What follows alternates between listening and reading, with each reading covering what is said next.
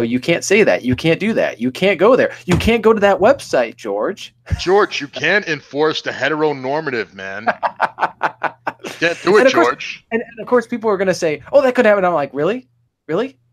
You don't see any of that happening now.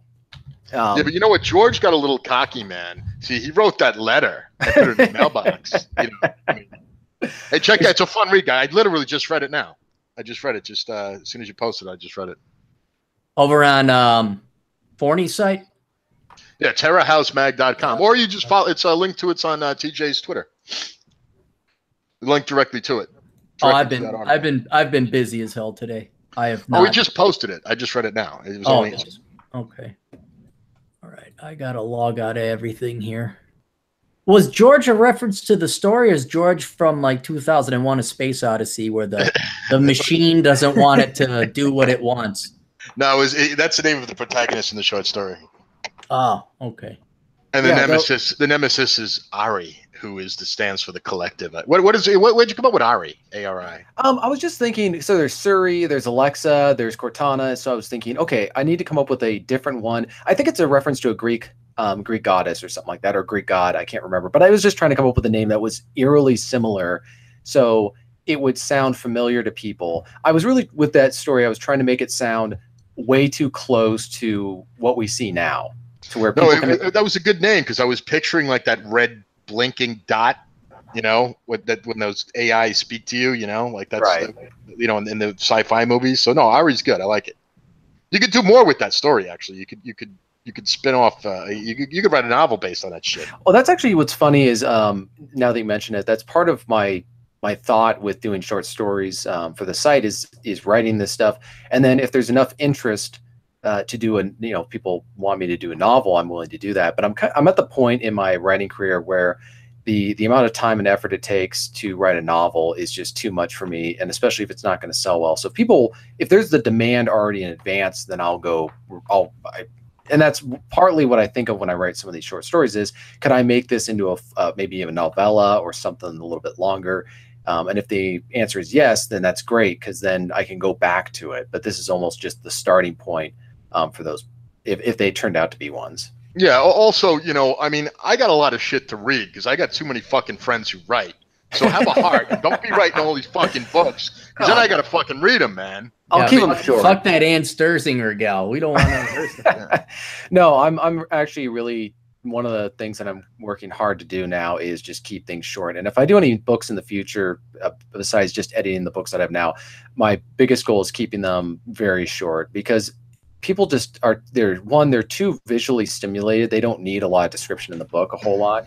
And then also people's attention spans are so short that you can't put in a lot of exposition at all, or explanation into what's going on. You got to keep it short. Hey, RJ, you're kind of the most professional author we have here in our group, aside from we all write, but it wasn't our profession. But have you seen any research that younger people are reading less? I know there's research that attention spans are going down, but I mean, I have ideas for books that would be targeted towards Gen Z, and I'm wondering, is it even worth the bother right at this point? I haven't done any research, but I think what it is if you're a first time or an unknown, their attention spans can be much shorter. If it's somebody that everybody knows, like if you're writing Clive Cussler, or if it's the guy who wrote Game of Thrones, or if it's some fantasy author or whatever, they can write, for whatever reason, 800-page books, and people will read them and they'll go through the whole thing. But I also think it's the way that it's written, where it's very light reading, so you can kind of skim over the prose a little bit and skip a few pages and still not lose anything. It's almost, I don't want to say a buffet, but you don't have to follow every single thing that's going on in the story because you get the gist. I think also the more cliche a book is, the less you need to read the whole thing, or you can skim through it. It's when the book is really different, then you got to follow it more closely. But so you're saying regardless of age, I'm just really curious about Gen Z. Like, I mean, is it even worth bothering writing anything for them? And maybe you haven't seen any statistics, or there's no research, but Aaron, I don't think I know people in general are reading less, but I believe I just noticed David Cole was saying that how his publisher, he was feeling bad for them because I think they gave him more in the advance than they made on the book. And it's just that people just are not reading stuff like that. People are not reading nonfiction. I guess maybe people are reading fiction. But you really got to get you really got to target the audience. You know, you got to be very focused, like a fucking laser beam. So it's really about the marketing. You can't just generalize and say, "Oh, well, this generation doesn't read." No, you gotta really find a way to speak to them. Mm. Yeah, it's all about, for example, if you read some of these older books where you have the author spending the first 30 pages not getting to the point of the book. I can't remember who it was, but it was some turn of the century 1800s author. Oh, that's Ann Sturzinger, of course. 1800s author never gets to the point. That's kidding, Ann. No, I know the kind of book you're talking about. Even when I was like, you know, before I did a bunch of drugs and ruined my attention span, I would pick up one of those old books and just skip through the first 5 pages of like, and this is what the landscape looked like from the other window of their house. Right. Have you guys ever read Anne Rice? And I'm not recommending you do, but I mean, if you had to, like you were stuck on a point, that fucking bitch will go on for 50 pages and not a fucking thing will happen. It'll take 50 pages for her to describe about how vampires don't drink, but they like having hot drinks in front of them, so they put their hands over. I swear to fucking Christ. I mean, this cunt would just go on and nothing would fucking happen. I think the one who beats her, though, would be Jane Austen. Jane Austen, without question, would say so little in so many pages. I hadn't read that bitch since high school. So I don't know. Wait, which was the one who wrote Middlemarch? That's a good question. I don't remember. I had the book a long time ago. Danielle Steele or Daniel Reeves or something. No, it's older than that. It's this big, thick book that I had it forever before I actually read it. And once you actually get into it, it's a fairly entertaining book. But yeah, the first like 30 pages are just, and they had spoons in their kitchen, and the spoons were from their grandmother, and it just goes on and on and on. Okay, like that. all right, now answer me this, literary experts. Why do I catch so much fucking flack for hating reading Ayn Rand? Because she takes a long ass time to get to her goddamn points too. I totally agree. I think that Ayn Rand. This is just my personal thoughts on it. I know a lot of people on the right love her. I enjoy her philosophy in terms of reading it. I don't know. Obviously, I'm not an objectivist. I don't agree with everything she says, but it's much easier to read her philosophy. I feel like a lot of her novels, maybe not the first one, but a lot of the other ones were just platforms for her to discuss her politics. Exactly. That's what it was. It's like she copied and pasted a rant and posted it in for John Galt's speech. It's a 40-page speech. Like her speech, John Galt's speech is longer than some books. All of Laura Southern's books, yeah. But well, no, I'm just thinking. So there was that movie. I think it was Gary Cooper. They were doing The Fountainhead, and she wanted his entire speech in the book to be said on film, and I think it's the longest speech recorded for any Hollywood film. But it's her just not. I'm trying to think of how to describe someone whose thoughts are like that. Somebody who thinks that somebody who's completely uninterested in what she has to say is going to subject themselves to sermonizing for that long. This 40-page, as if people are going to stop everything they do. If you did that nowadays, people would listen to you for about 5 seconds and then they'd go back to doing what they're doing. Well, these people need editors, right? I mean, that's what you're really saying. Basically, authors get popular enough and they tell their editors to fuck off, and then all of a sudden their books are 1,000 pages long. I mean, that's what happens. These people, it's even like George Lucas. I mean, he needed someone to tell him, no. That's what he needed for the prequel trilogy. He needed I wish they had edited out the man. metachlorines. Yeah, he needed a non-yes man to say, look, yeah, we need to talk about this a little bit. I think you're a little off the mark. And when people get popular, they don't want editors anymore. They don't believe in that kind of I don't know, that kind of criticism that they just say, hey, this is the way I want to do it. So, people will buy it. Fuck you. So this is where we talked about this before, back in a certain period, I'd say 100 years ago. There was, I think, a somewhat of a better balance or equilibrium between where you'd have writers who are publishers, and then they would have editors, professional editors, who would spend a lot of time working with these young authors and helping them develop their craft and everything. And so their quality of the writing is going to improve. And obviously they still take credit for the book.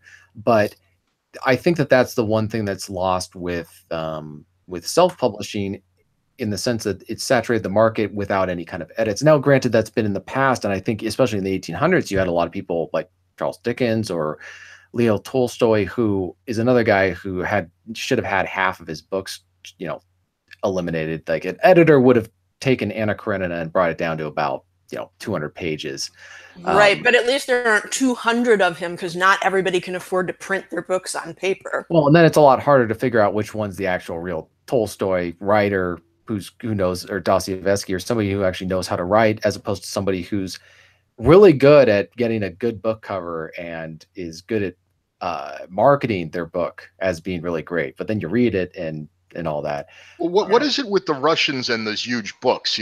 Tolstoy, Dostoevsky, even like Solzhenitsyn. I mean, Jesus fucking Christ, they never stop writing. Well, They had nothing but It's cold there. Hey, it's a Soviet Russia. weren't most of them all in jail? Italy. I mean, weren't they all stuck in jail for a while? Had no one Well, else- a lot of them. Well, were- Solzhenitsyn, but not Tolstoy or Dostoevsky. Well, No, before the Soviet. Dostoevsky was actually arrested for political activism, and he was sent to a labor camp, and he was about to be he was literally in front of a firing squad, and they were literally giving the count for him to be shot, and he was spared at the last minute by an order of the Tsar. And it drove two other guys mad who were right next to him on that firing line about to get shot. So he came from that political dissident thing background, and Pasternak didn't go to any prison, but he dealt with persecution. Solzhenitsyn was in the labor camp. So a lot of Russian writing, it's I almost wonder if it's them writing all that stuff down because there's not a whole lot else to do, or just, I don't know, the rambling. But we see the same thing in English literature too. If you go back to the 1800s, look at some of Charles Dickens' books. Well, he was paid by the word. So. Oh, that's true. That is a good point. Well, James Joyce could ramble a bit, but he also mastered the short story format as well. Right. But anyway, hey, good afternoon, everybody. A little late jumping in here, but good Are to see you playing with your balls? Or are you playing with some poker chips? What is that? What is what? That it sounds like poker chips being played with. If I was gonna guess, it's his What beard. is that? Or something. Is it your beard hitting the mic? I don't know. Yeah. I turned off the ceiling fan. Maybe that was it. Well, it doesn't matter. So, how's everyone doing? DT, good to see you've joined us. Hey, how's everybody doing? And there's that beard noise again, or something. I don't know. Maybe it's you when you come in. No, No, it's I not you. don't. My voice is not in my earphones, so it's not from me. It's not you. Oh, I guess it doesn't really matter. So, well, anyway, welcome everybody to the latest Older Brother podcast. I had a record day today at Asshole Consulting, where I decided to offer free asshole consulting for 3 days in an order for a marketing campaign where I figured that if I offered free asshole consulting for a couple days in agreement, in exchange, that the clients would forever do all their Amazon purchases through my Amazon affiliate program, I did some math and figured that this could be very, very, very profitable, which still has yet to be seen. But But it's an oath. They have to take a blood oath, or well, you how know, they do actually do that. well, there's no way to guarantee it. It's just their word of honor, and people say, yeah, I promise to do all the Amazon shopping. And then some people were coming in, hey, I already use your Amazon shopping anyway, so I want my free video. It's like, no, fuck you. This is getting new people in. And then there's people Hey, like, Aaron, why is your live stream not showing up in the thing so I can read the chats and stuff? I don't know. I see it. Oh, I you sent do? a- That's me. Yeah, I got a link on. I sent a link on the Google Hangouts. Now that I'm an Oh, I expert- know what I did. I went to Aaron's site instead of the older brother one. That's Right. why. Never mind. No, anyway, the way I got there's no way to guarantee that they're going to do it. But a lot of people were promising and saying they would, and I mean, the math, you think about it, if you get someone to agree to a lifetime of purchases of all their Amazon purchases through your affiliate program, that's 7%. You're talking, at least $1,000 or $2,000 per person. Multiply. Guess how many free asshole consulting videos I did today? 20. 400. No, 400. And honest to God, what? And he didn't ask how many sexual partners you had, okay? Yes, that's yeah. That would be more. There's no way you slept with more than 400. Hey, I'm really, really, really busy and old. That's like Lot, or not Lot, King David, where they all had their harems.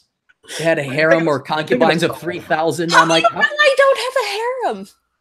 even if you had a harem, if you had 3,000 of them, you wouldn't have time to sleep with them. 400, for God's sake, you'd have so many diseases by now. Well, my nose is falling off. Well, guys, you ever notice that Anna's sick a lot? It's the herpes-gonosyphilates. Terrence Pop knows all about it. Hey, Aaron, a thought for you. If you know any good tech guys to go with your free asshole consulting thing, what you could say is, here's how it works. You get your video and you get this software code that you install, basically like a voluntary virus that will go and automatically insert the code through their browser every time they go there. I'm sure somebody could figure out a way to code that for you. Yeah. Well, it's not even at that stage. All I want to do was trial run it. And so I thought, maybe I'll get like 20 videos a day. I'll do it for 3 days. I had 47 videos in one 6-hour period. And after a while, I'm like, okay, yeah, I'm like, I got to cancel because I have to do a podcast. I have to work out. And so I even started turning some people down. But I think 50 ever so roughly is enough of a statistical sample that we'll see if my Amazon affiliate purchases go up. But it was, you really kind of see, not to belittle the questions people were sending, but you really kind of see what people were holding back on. Kind of like one guy wanted to know how to get a nail out of his tire, if he should remove a nail from his tire. I think he meant to send that to Click and Clack. What is that? Like a... It's a car radio talk show. Kepi, what's the most ridiculous request that you got today? Today, probably that nail one. That was there. You almost feel like he did it just in jest.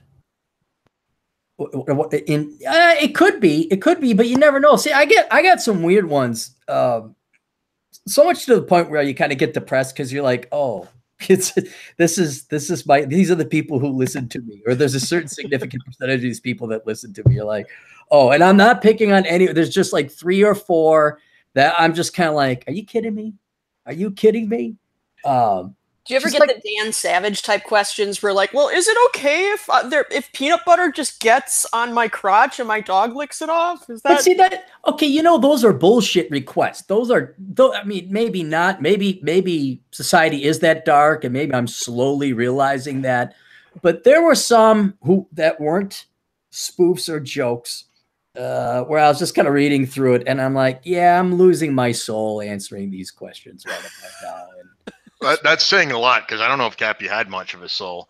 But Stephen Williams says, I'm buying jerky supplies right now through Cappy's Amazon affiliate program. So you hear that, kids? Steve's Jerky. Well, he doesn't say Steve's Jerky. He just says he's buying jerky supplies right now. So I don't know, but these guys want to make it. Oh, no, that's Steve. He's buying his jerky supplies through my Amazon affiliate program. That's Steve's Jerky. That's Steve's okay. Jerky.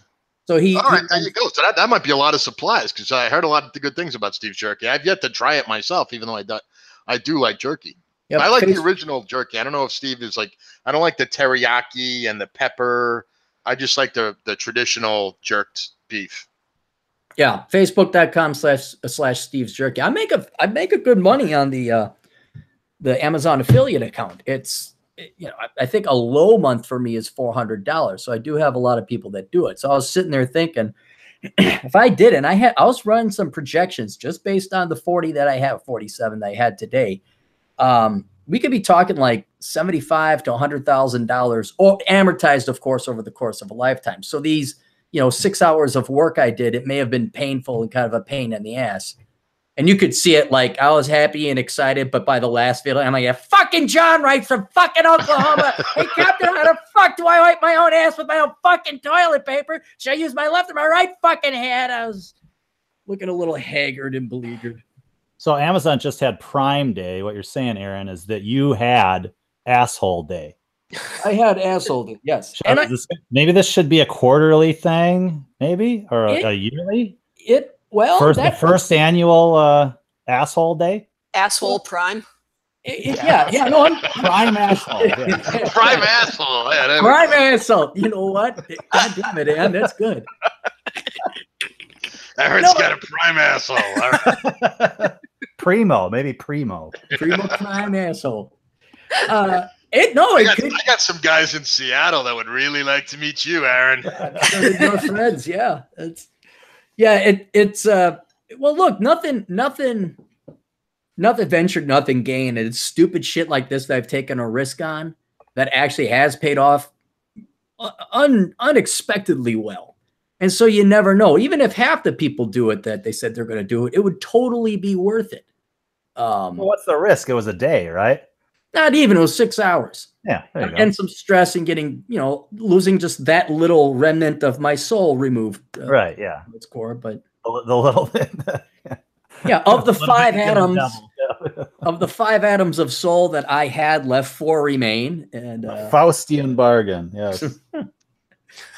But no, I may do it like quarterly, where we have asshole day or prime asshole day, because if you could get, and that's the other thing, a lot of these guys they can't afford the fee. Because I was getting a lot of, maybe it wasn't that they were bad questions, they were just horrendously depressing questions, where I realized just how much these parents, their parents failed them. Mm-hmm. And I'm kind of like, 1, shoot your parents. And I can't say that because that would be illegal. But 1, shoot your parents or at least disown them. 2, almost like rob whatever your parents got and then leave them forever. And then 3, you got to stop doing the drugs. 4, you put your kid up for adoption. 5, you shouldn't be contemplating suicide so much. 6, stop doing the drug. And it just kept getting worse and worse. Oh my God. Yeah. I take it there are a lot of just shit awful parents out there. Oh yeah. Yeah. It's bad. And it's also one of the main reasons I wrote Black Man's Guide Out of Poverty, because I'd have disproportionately young black men come in where not just 1 or 2 occasions, but 3 or 4 occasions in this one, where the mom threatened to kick the son out if he dared go join the military or go to college because she'd lose more Section 8 housing. What? Oh, yeah. Oh, didn't I tell you that? No, shit. Oh, yeah. It's horrible. It's horrible. And then another one is, I don't know why it's it's dark, but interesting in a sad way. It's only boys that would get threatened by the mother that they'd be kicked out of the house or disowned if they left the house for Section 8 money. But then it's only girls. The girls would, the mothers would have their daughters get pregnant and have more kids, so that would bring more money into the household. Well, for the daughter maybe, but then the daughter would go run off and get her own Section 8 housing, I presume. But the daughters, it's a different way that the Wait, I don't get how that's a threat. If you leave the house to go to college, I'm going to kick you out of the house. Because it's your parents' take. What else do you have if you're that poor? All you got is family, and your friends are mostly likely screwing you over, and they're not terribly great friends. So they're just saying, don't ever bother coming back if you leave to go to college. Yeah, where are you going to go on Christmas break? Right. I went to work. The great thing about your business, Aaron, the great thing about it is that, typically this would be under doctor-patient confidentiality. Like if they're going to a shrink or something. No, you're an asshole. You can talk about your cases. I don't mention their names. Plus, when there's when it's a repeat, when this happens and it's a trend, it's like, okay, I guarantee you there's other poor boys out there that have this happening to them. So for the benefit of anyone who might be having this situation, who might be listening, what can you possibly do when your mother is doing this to you? You got to leave your mom. And that's the hardest thing it's not like just this simple logical conclusion. Oh boy, this gal's a bitch. No, it's your mom. You're genetically programmed to love her or at least be attached to her. Mm-hmm. And here's your mom who frankly doesn't love you, loves money and a government check more than she does her own damn children, has used her children, abused them to get more government aid. But a little kid don't know that. Been brought up with his mom the entire time. And now even if you're 18 or 19, you've never left home. You can't it takes a really strong kid and takes a lot of abuse to do that. So, but I tell him, I'm like, yeah, your mom doesn't love you. Maybe she does on some weird level, but it's unhealthy and you got to leave. Yeah, I mean that's serious dysfunction. I mean, to be honest, the only real answer for a kid who's in a situation like that is probably the military, because then you'd get the college option afterwards, where they'll pay for it. Yeah, well, and you'll get food. You'll get the discipline that your absentee father wasn't around. That drill instructor will make sure you brush up and clean up, right? You get the family. Yeah. Well, yeah, you get a family. You get a sense of brotherhood, right, in the military, especially if you get to, not that it's a good thing, but if you ever do go to combat, like guys who will say that's there's a sense of brotherhood. I read an interesting thing about the way the whole motorcycle club thing started.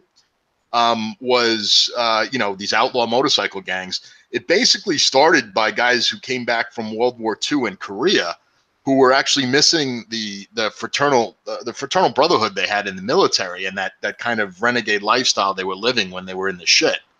And that's how that whole MC shit started. Interesting. I wonder why it was Korean vets and not even World War II vets predating. Well, they probably got married. Well, those guys, I think. I'd have to look at the statistics, but I think that it was really common for a World War II vet. As soon as they got home, found a local, high school sweetheart, married her, started having kids, took the GI Bill, went to college, and did all that stuff. I think it might have been different for Korea because it's one of those forgotten wars in U.S. history. So I think that I don't know. It was also a different war. It was more of trench warfare, especially for the last part of it. So maybe it was just different.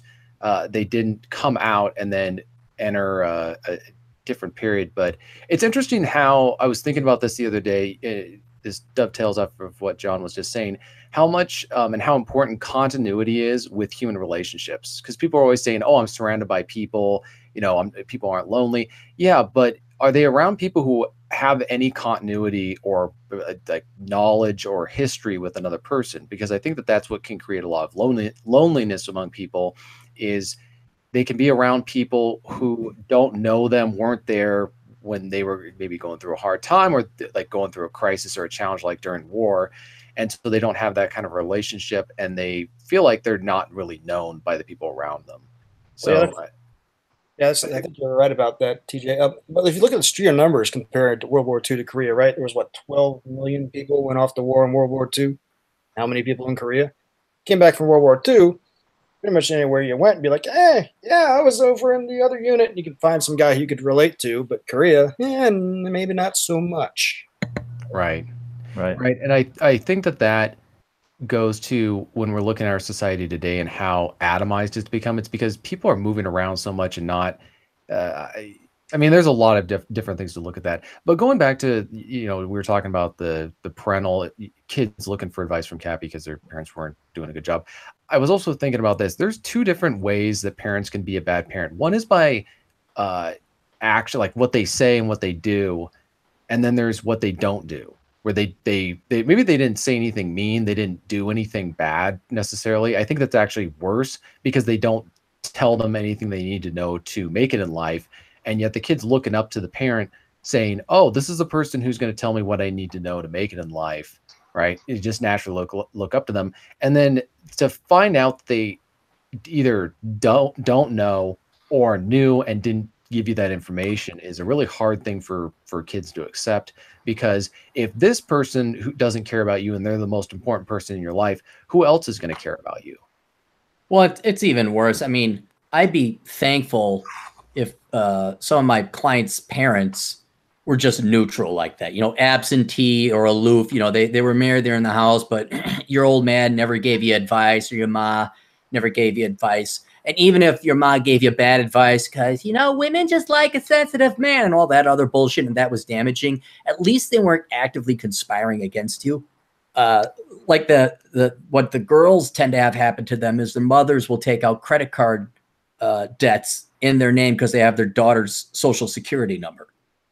And so when you, no, it's just like, and I'm this is why I'm particularly harsh on deadbeat dads and single moms. It's like, well, not all of them are, ass raping their kids financially or screwing their kids just so they can get government check. But it makes me angry and pissed off. Just once I'd like to have a cute girl say, Dear Captain Asshole, I have C cup boobs right now, and should I get them to be double D's? Here's some pictures of what they look like now. You know, just one. Here's your $35. I'd like your opinion. And I got people, well, my dad, I don't know who he is. And my mom, she just went into this fit, and she was passed out because she OD'd on something. And you're just kind of like, oh, yeah, so that'll be $32, kid. I actually feel bad taking money, but I got to make ends meet too. That's heartbreaking. But the question, for those girls out there that have questions about the 32C cup, and whether you should get send the pictures to me, John Steele, and I'll give you my opinion about that. Will you charitably handle those questions for me, John? If I have overflow, you'll take care of that for me. Yeah, I think I can squeeze that in. No pun intended. Man, you're a swell guy, John. Anytime, brother. Shit, I'll give you the answer right now. The answer is no. What? Don't turn them into double D's? Yeah, nothing worse than fake boobs. If I wanted to play with dodgeballs, I'd go back to kindergarten. They don't allow you to do that anymore in kindergarten. Oh, that's right. It's a microaggression. I don't care, fake or real. I don't care. I really don't care. I mean, you got to have a good boob job. You can't have it look like, you know. Yeah, you don't want to. Nothing worse than a botched boob job. Yeah. Actually, boob jobs are kind of scary. I was doing some research on me and John's upcoming telethon, and I was watching. You want to hint on that, and just hint. Don't give it all away. Yeah, well, we're gonna do a telethon about some seed money we need for a project we're gonna do. But I was doing some research on girls who've gotten boob jobs, and one of these girls was talking about, like, she just this blonde bimbo. She's like really freaky looking because she's had so much plastic surgery, and she comes on camera like eating a can of Pringles, and she goes, I've gained so much weight in the past 3 weeks because you're not supposed to exercise after you get a boob job because they cut through all these veins and you can explode your veins if you exercise. So I've just been sitting on the couch eating Doritos. And I'm like, holy shit, they cut through blood vessels? Ooh. Yeah, it's not you're getting stitches or you're getting your toenails cut. Hey, don't some girls need a boob job. Don't freak them out about it, all right? We won't. I mean, come on.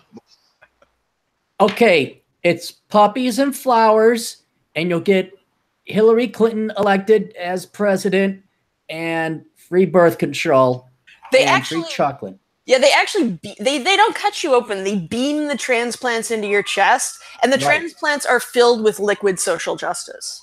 Right, so it's perfectly safe. Well, it is true that your salary goes up if you get a boob job.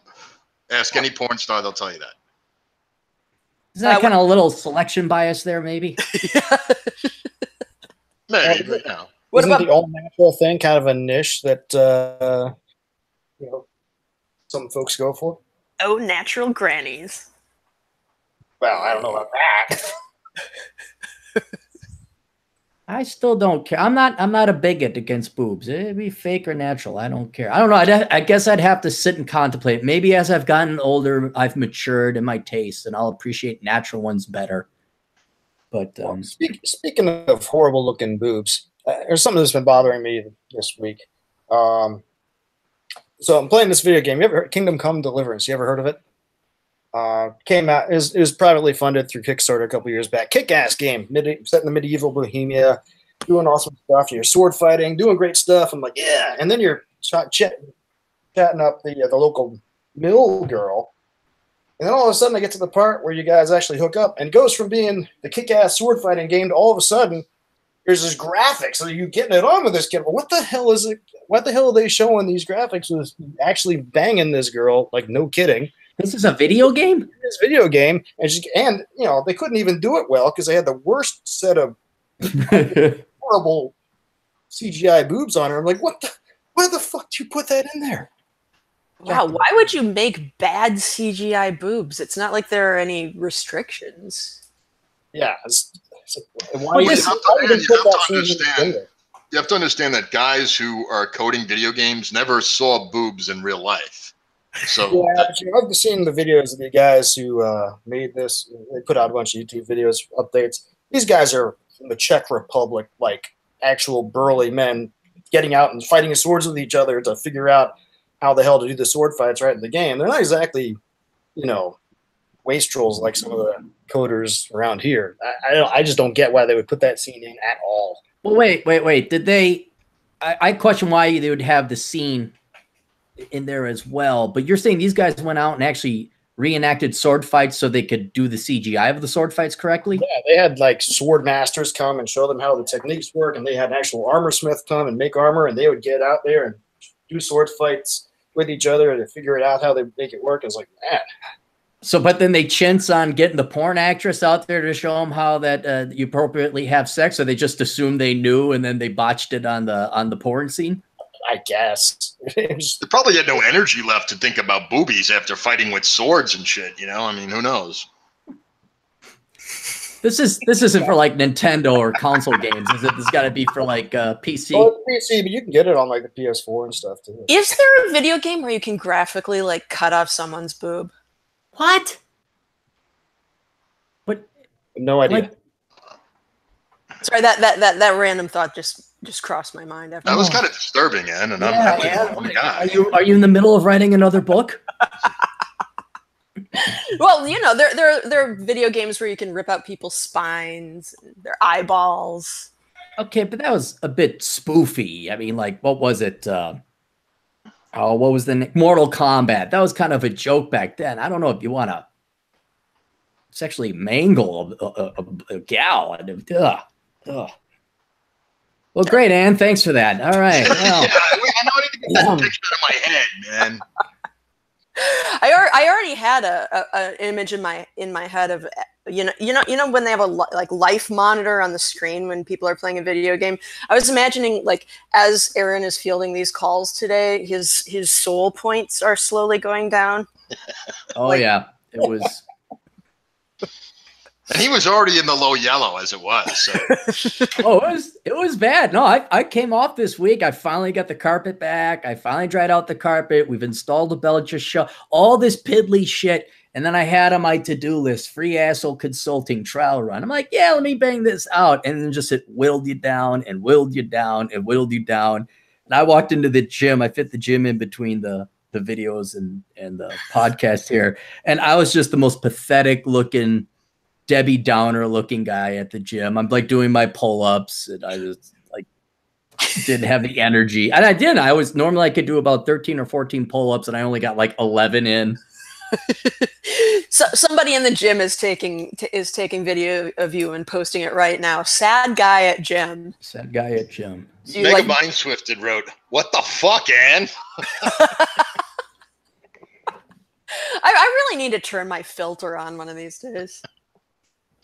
That's all right. We're only under review right now by Google to see whether or not this channel will get monetized. And that's talking about ripping chicks' boobs off. God almighty. Hey, at least I'm not using ethnic slurs like some people we know. Yeah, but it doesn't.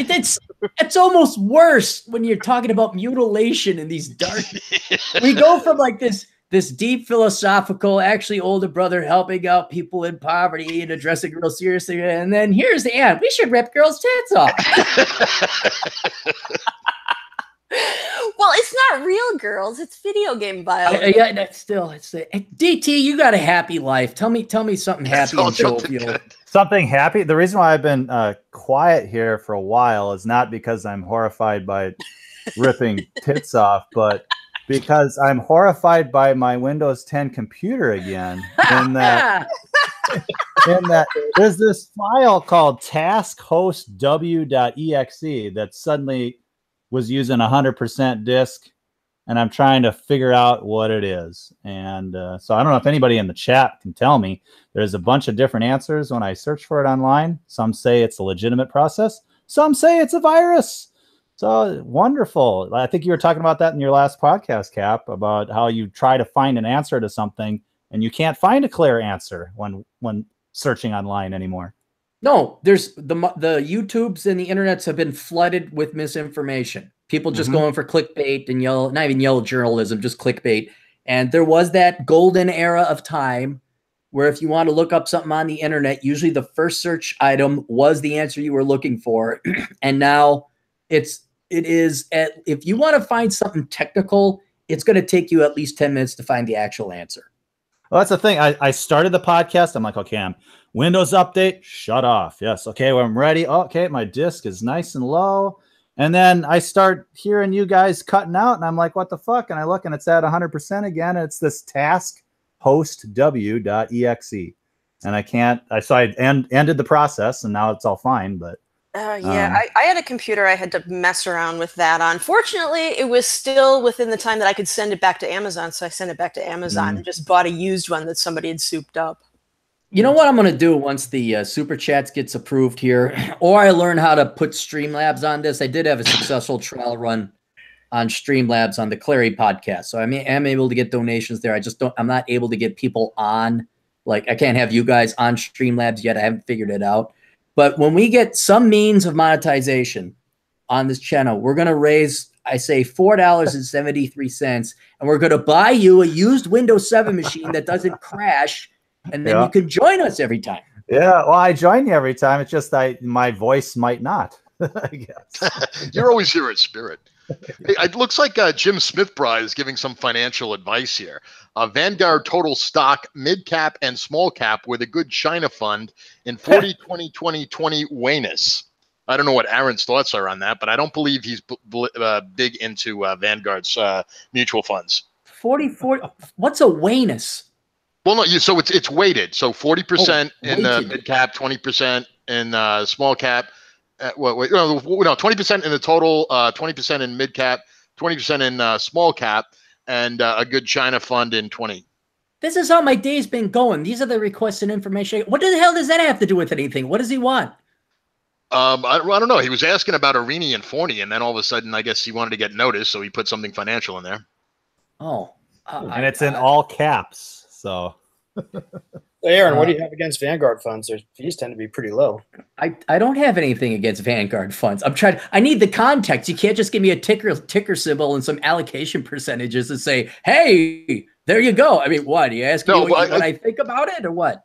No, but generally, I think Aaron's philosophy on investing in stocks is same as mine. Is you just buy the tracking stock of the Dow and the S&P, and do that instead of because there's almost no management fees with those at all, and 99% of the time Aaron would know this. Don't those tracking stocks outperform like 80 to 90% of mutual funds? Yeah, that's the. I mean, we might as well. Hey, look, let's talk about older brothers helping out younger siblings. This will help everybody out. Finance and investing has revolutionized since I've started college, and it has come in two main ways. One, the index funds or index investing, which means instead of you trying to pick your individual stocks or pick mutual funds or paying professionals to manage mutual funds who take 5% at whack every year out of your portfolio, they found that index funds, like just investing in the S&P 500, just investing in the Shanghai index, just investing in the FTSE, which is Britain's equivalent of the Dow. Yeah. You invest in these index funds over the long haul. These funds will beat the professionals, including yourself, 80 to 85% of the time. And so what that means is basically all the financial advising industry is worthless. All your financial advisors, all your financial planners are completely worthless. They're unnecessary. You don't need a broker. Okay, we got mutual funds. You have index funds. Boom, investing in the index. There's no guarantee. You might lose money, of course. And I guarantee you your investments will go down. That's the nature of investments. But statistically speaking, in the past, you have an 80% chance of beating the professionals. So you don't have to go to college. You don't have to learn to read a financial statement. You don't have to learn, efficient frontier analysis or anything like that. All you got to do is invest in the index. The second thing that's come along are these robo-advisors now, because it's like, okay, well, which index do I invest in? Do you want to invest in an international index put out by Morgan Stanley? Do you want the regular old S&P 500? Do you want the, not Barclays? Is it Barclays? What was that? Yeah, Barclays. When Lehman Brothers went belly up, they had the bond index. Now it's Barclays bond index. Which one and in what percentages do you invest in? And it depends on how old you are and when you want to retire and how long you expect to live and what your spending is like, what your risk adversity is like. And so now you have these robo-advisors, because in the olden days, and not that far in older days, like 5 years ago, you'd walk in to a Charles Schwab or a Edward Jones or a Vanguard, and someone would ask you a bunch of questions and enter that data into the software. That software would then analyze it and then give you this efficient allocated portfolio saying, well, you know, John is practically on the verge of death. He's so old. So he better switch to bonds. So he has an 80% bond weight with a 20% S&P 500 weight. TJ, well, he's just fresh out of the assembly line. You know, he's barely 12. He doesn't even have pubes. He can take an all equity position, maybe have a little bit of exposure in international equity. And so these so that's what it Way would ahead of partner. What's that? Way ahead of you. So what they said is, well, we don't need these assholes, these financial planners, to plug in this information, answer these questions ourselves. Let's just have people be able to enter their own answers online. Boom, now you got robo-advisors. And so now all you got to do is go to Betterment. You could go to captaincapitalism.blogs.com, click on the Betterment logo. I have an affiliate program with them.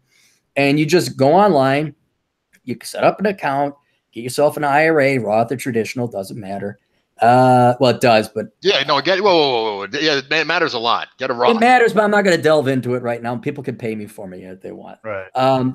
But then you fill in your information and this software will analyze it and tell you, okay, we recommend this allocation in equity, this allocation in aggressive growth stocks, this allocation in foreign stocks, this allocation in bonds, this allocation in what's it called? Money market funds.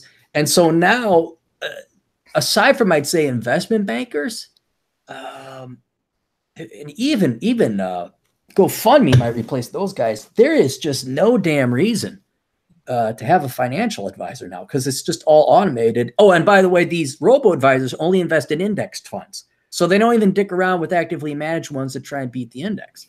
So, I mean, if that's what he was asking about, what do I think? Is that what it seems like he was asking, what I thought about that allocation?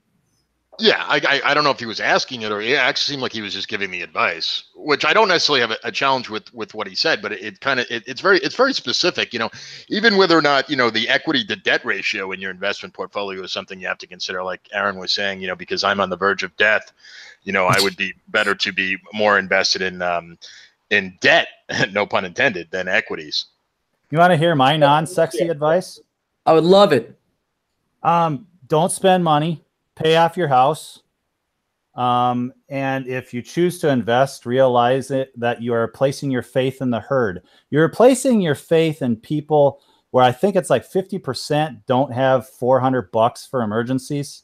Mm-hmm. So my advice is it's a lot easier to sleep at night when you know that you can't lose your house. And even thinking about it, you know, financial advisors will say, well, get a 30-year mortgage and then use that money that you're saving and invest it in the stock market. And you're making this little bit on margin. Fuck margin. You're making 4%, 5% or whatever now on your money if you pay off your fucking mortgage and then you actually own something. If you are investing in the stock market, you're placing a bet in the future. You're saying that you think the future is bright and I don't. So I would rather be debt-free now, keep a lot of dry powder for when the next recession hits, because I think it will eventually here. And then jump on it, maybe, or maybe not. Enjoy your life. I don't know how you think about this, Aaron, but you know, it's kind of conflicts with the whole investing philosophy, but you're a minimalist and it really, why sock away money to enjoy this future where your knees are going to hurt and you can't piss right and it's hard to shit or whatever the fuck. I mean, why would you want to wait for this golden retirement that's probably never going to come? Enjoy your life now. Right. Well, and you hit it right when you said it's for the herd. And here's the problem with the herd. You are 100% right. If I were to give advice, I would say pay off your house, try and get debt free first. Pay off your fucking car, by the way. Get that shit out of the way. Yeah, exactly. Yeah, foolish of me enough to assume that people had their cars paid off. But, you know, get rid of all your debt, because here's the thing. Credit card debt, let's say you're an idiot and you've been very irresponsible and you have a credit card that charges you, say, 20% interest on your credit card. You're not going to get a guaranteed rate of return of 20% per year anywhere else. You just aren't. So you pay off your high interest debts and then, okay, what's the next one? Maybe that's a 7% car loan. 7% is a pretty damn good rate of return. You pay that off. Then once you're down to, like, say, your house and the interest rate is 4%. All right, now maybe you think about investing in stocks, but everyone keeps looking at stock prices increasing. No one looks at its cash flow. What is the actual rate of return you get in the form of a dividend payment or an interest payment? And ultimately, that's the only thing that matters, because that's all a stock or a bond pays out to you is a interest payment or a dividend payment. And then people say, yeah, but if I sell it, then I make more. I'm like, okay, fine. You sell it to some other sucker. That doesn't change the fact all you did was sell that stock, which promises all future dividend payments to that person. So I would focus on the rate of return in terms of cash flow, which is below 2% now for your average S&P stock. I don't know what, I mean, do savings rates even pay a percentage even more? I don't think it's quarter of a percent maybe in a savings account. A quarter. Well, you can get about with CDs. I manage the money for we got about $1 million coming in that I'm going to have to park somewhere, and we're probably just going to invest it in CDs, and probably get just under 1% for it. Wow. You know, I bet you DT will pay you 2% for a $50 loan to buy him a new damn Windows 7 machine that works. Hey, Clary, going back to the asset allocation thing, have you ever read Nassim Taleb? No, I know who he is, but Black Swan guy, right? Yeah, in fact, I know. Yeah, he's great. I love that guy. Yeah, he's written a bunch of other awesome books too, but I just finished with the Black Swan a couple weeks ago, and I tell you, he has nothing but bad things to say about the whole modern portfolio theory, about how to allocate your shit. I was like, that's all bullshit. Nobody really knows a damn thing, and it's based on faulty statistics. It's his thesis. So, that was the next point I was going to. 80% here and 20% there. When you're 60, you should have 60% here and 40% there. And it's like, I was curious your thoughts about that. Well, he is right too, but this now gets back to the larger economic point I was going to make about the herd. Once you get down to having no debts except your mortgage, it's a 4%. I would still advocate paying off your mortgage because that's a guaranteed 4% rate of return. Right. And I'm serious, like you go get a second job if you have to, you cut your spending, you knock that sucker out. Then when you have your house paid off, and this is the situation that I'm faced with, it's like, okay, what do I do now? If you're lucky, you will have your own entrepreneurial endeavor where if I throw in 100, I get 120 out. So private investments, be it in yourself, your education, so, you go take that extra CPE course and you get a 10% raise from your boss. That's a positive rate of return on cash flow. A boob job. A boob job, deadly serious. Honestly, I think a boob job certainly better than getting than half these college degrees out there. Young ladies, God, every liberal arts majoring girl should go get a fake tit job with the money they're spending on those damn worthless degrees. It would have a higher rate of return. Yeah, look, even like waitresses will get, I'm not kidding. I actually showed this. They get boob jobs. You can make more money. Oh, yeah. So, and you worked in the food service industry, I believe, right? Yeah. It's absolutely, this is anecdotal, but it's like I worked in the food industry for 7 or 8 years. So it's 7 or 8 years of anecdotal evidence. So the bigger the tits, the bigger the tip. Absolutely. Jim Smith there actually is a study about that. That's actually true. Hang on, John, hang on. Let me finish this off. Let me finish this point off to address Alexi's issue, and we can see what Jim has to say. Where the herd comes in, and this is where it throws everything off and really dumbs it down. You have had trillions of dollars flooding the market now because of 401ks and IRAs. More recently, you've had trillions of dollars flooding the market because of low interest rates. Corporations have been buying back. I think they're up to $3 trillion now worth of stocks. Mm-hmm. And then quantitative easing, we've increased the money supply by 500% since 2014. 2010. I'd have to look at it. We've increased the money supply 5 times ever since the housing crash. Now that money has got to go somewhere. And that money usually inevitably makes its way into asset prices. So housing, stocks, bonds in the form of lower interest rates.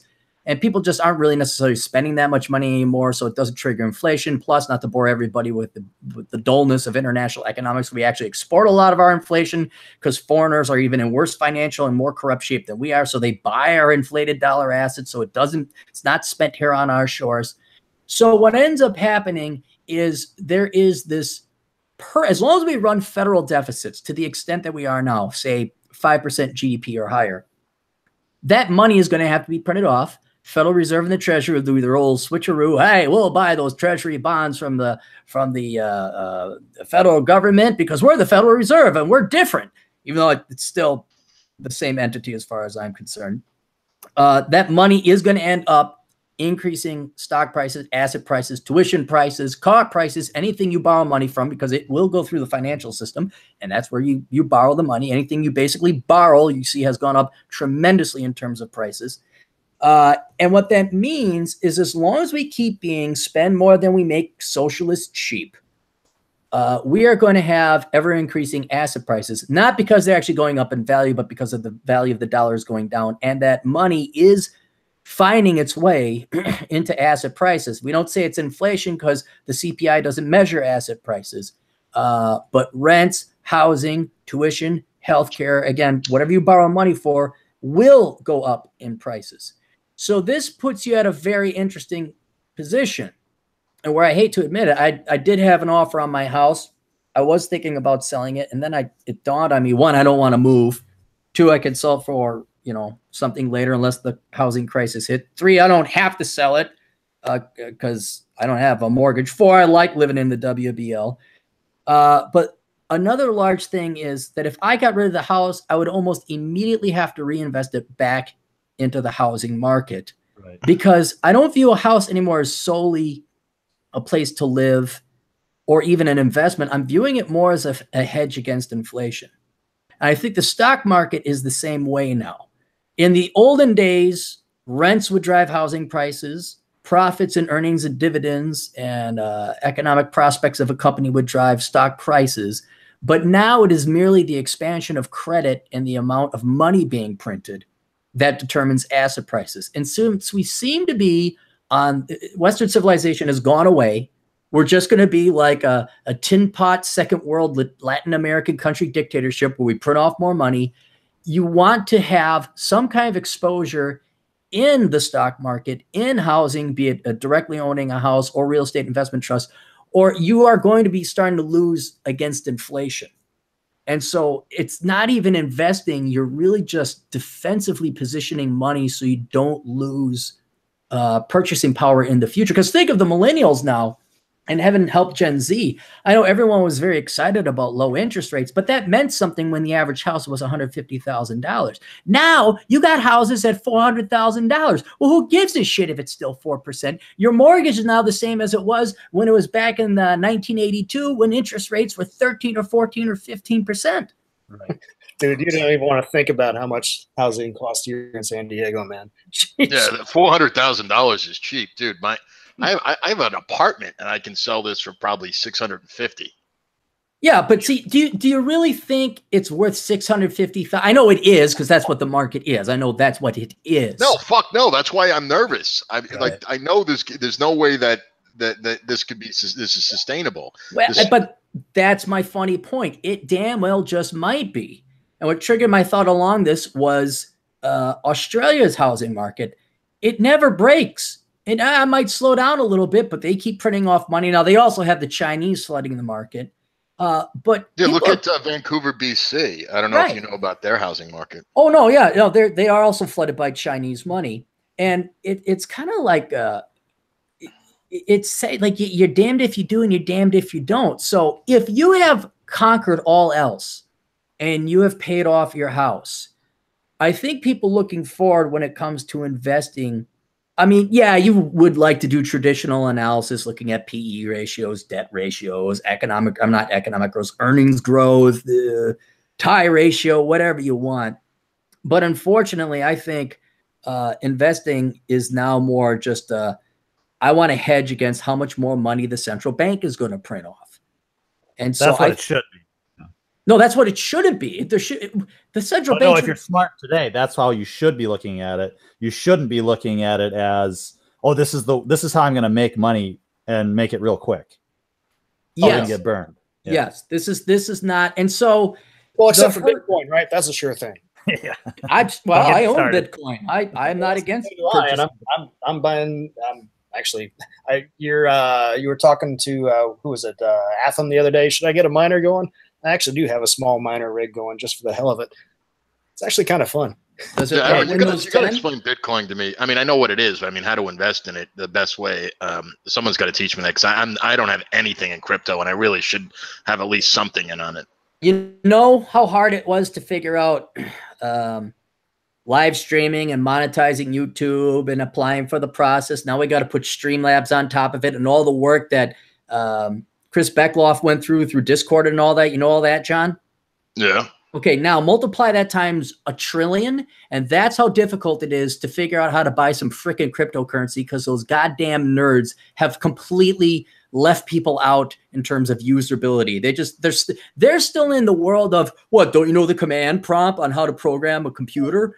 It's like, wait, am I doing something better, wrong? but, hey, if I could recommend the Bad Crypto podcast, those guys, Cool. those guys actually make it, understandable. digestible. No plugs unless Aaron's getting paid for it. Anybody that's listened to me for any length of time, I know the podcast is down now, but if you want to really hear what I think about cryptocurrency, go to blackbrigade.org. I'm sure you can find the podcasts. And I think they're a scam. I'll be a contrarian here. I think they're a total fucking scam. I agree. The reason why they're so hard to figure out, that is because it's a fucking scam. If you can't figure out, I mean, like my house, I know what my house is. If I pay it off, the bank can't take it from me if things go south. If you buy a stock and it goes to zero, you've got nothing.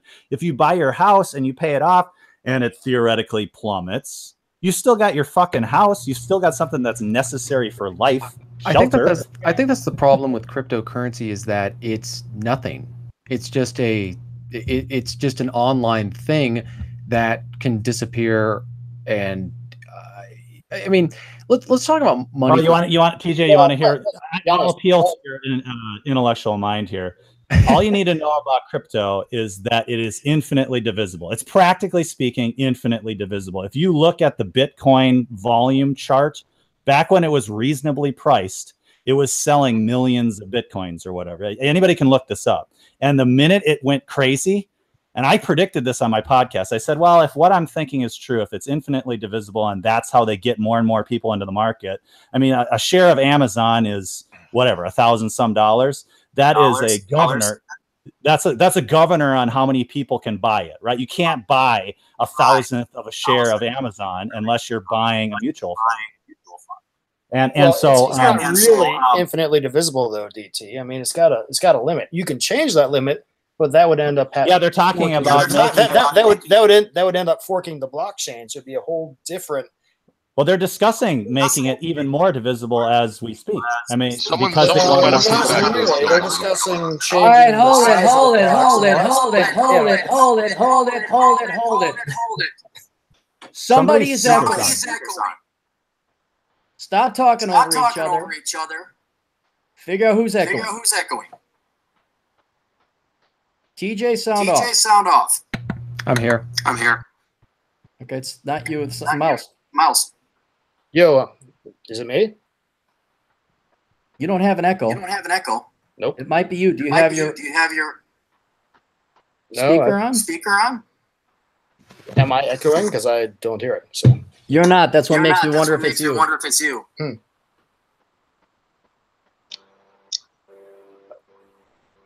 Can't be Ann. There. Who did that? Echo's gone. Yeah. Whoever muted right now. Okay, go ahead, DT. You were saying. Yeah, that was like going crazy. I was like, well, this is what happens when we talk over each other. I was going on a good rant, and it was like I'm hearing myself. One at a time. So anyway, the infinite, it basically is infinitely divisible. I can't remember what's the smallest Bitcoin right now, but they when it was going crazy, they're like, well, maybe we should price it in 1/1,000th of a Bitcoin, and we'll have that be the price of Bitcoin, or reduce it even further. And that's all you really need to know. When you look at that volume chart, it goes from trading in millions of Bitcoins, and then when it got really popular, when it was up to 20,000 a share or whatever, when that really started to take off, the volume plummeted, and the amount of Bitcoins being traded plummeted, went right to the floor. And so it's taking off in price, quote price, but the volume was nothing. And so what you've got is these guys, it's a Ponzi scheme, it's a pyramid scheme. The guys that got in early got all the Bitcoin, and theoretically they can control the price, really. I mean, if they want to drive it up, they could sell to themselves. I mean, it's completely, even the stock market itself, I think there a lot of those kind of shenanigans go on where you've got large institutional investors that dump shares to try to pound something down, or all those kinds of things happen. And so the real frustrating thing for me was you've got this alternate currency called gold and silver. And did libertarians and freedom loving people stick with gold and silver when the powers that be started to monkey hammer it down with short sales and just fake, I mean, using stocks to drive down the price of gold and silver? No, they switched to this new sexy thing called crypto, and bought into this idea that, well, there's only going to be 21 million Bitcoins. There's never going to be more than 21 million Bitcoins. It's irrelevant if you've got no floor underneath it. If you can trade in millionths of a Bitcoin, in trillionths of a Bitcoin, in quadrillionths of a Bitcoin, what does it matter? It's still an infinitely increasing currency based on how many people are buying it at any one time. Well, it can only be taken to 8 decimal places, which is a long way down, I'll grant you. But if you're going to change that, the only way to change it they were going to go to 16. Is to alter the entire, yeah, but that would alter the entire blockchain, which would create a whole new different thing, and the old one would still be going. If the prices that keep going up, they would have been voting on it, and probably would have happened. Well, somebody decided it was too hot and decided to start cashing out. Well, Cynic and it seems like there's a 50-50 split in the chat about Bitcoin. Some people agreeing and some people disagreeing with you. Cynic in Chief says, DT's argument is the equivalent of saying that if everyone exchanged dollar bills to pennies, that there'd be runaway inflation. No, it would be if you went to like an atom of a penny. if you could buy, I mean, yeah, that's a good point. You can only buy a cent. You can't use anything less than a cent. I think some stock prices now are down to tenths of cents. I don't know if that, and that's so the computers can, I'm gonna pay slightly more for that stock. I'm gonna pay 1/100th of a cent for that stock, so extra, so I get those shares.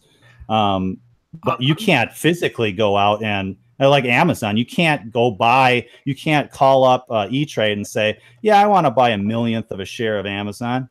No, there's some governing principle there. If you had to spend, what's Bitcoin at now? 2,000, 10,000, something like that. If you had to actually fork over $10,000 for that fucking Bitcoin, I mean, you wouldn't have anybody involved. But since you can go down to those 8 decimal places and you go, well, I want some Bitcoin. I got $5. This guy's offering, for 505 for his whatever fraction of a Bitcoin it is. Okay, I'll buy it. Then on the other end of it, when you multiply that out to what is a total Bitcoin, that could be a $20, $30, $100 move. Your one trade. One Bitcoin is now worth $8,436.12. Yep. So my question is, what is real money? Like when we look at economics and actual money, there's a lot of the criteria that they have to meet. And one of them is they have to be valuable or useful for something other than its use as money. So you look at different things like gold and silver, where they have other utilities besides being used for money. But gold doesn't have a utility. That was my challenge with the gold bugs. Is gold in and of itself has no utility.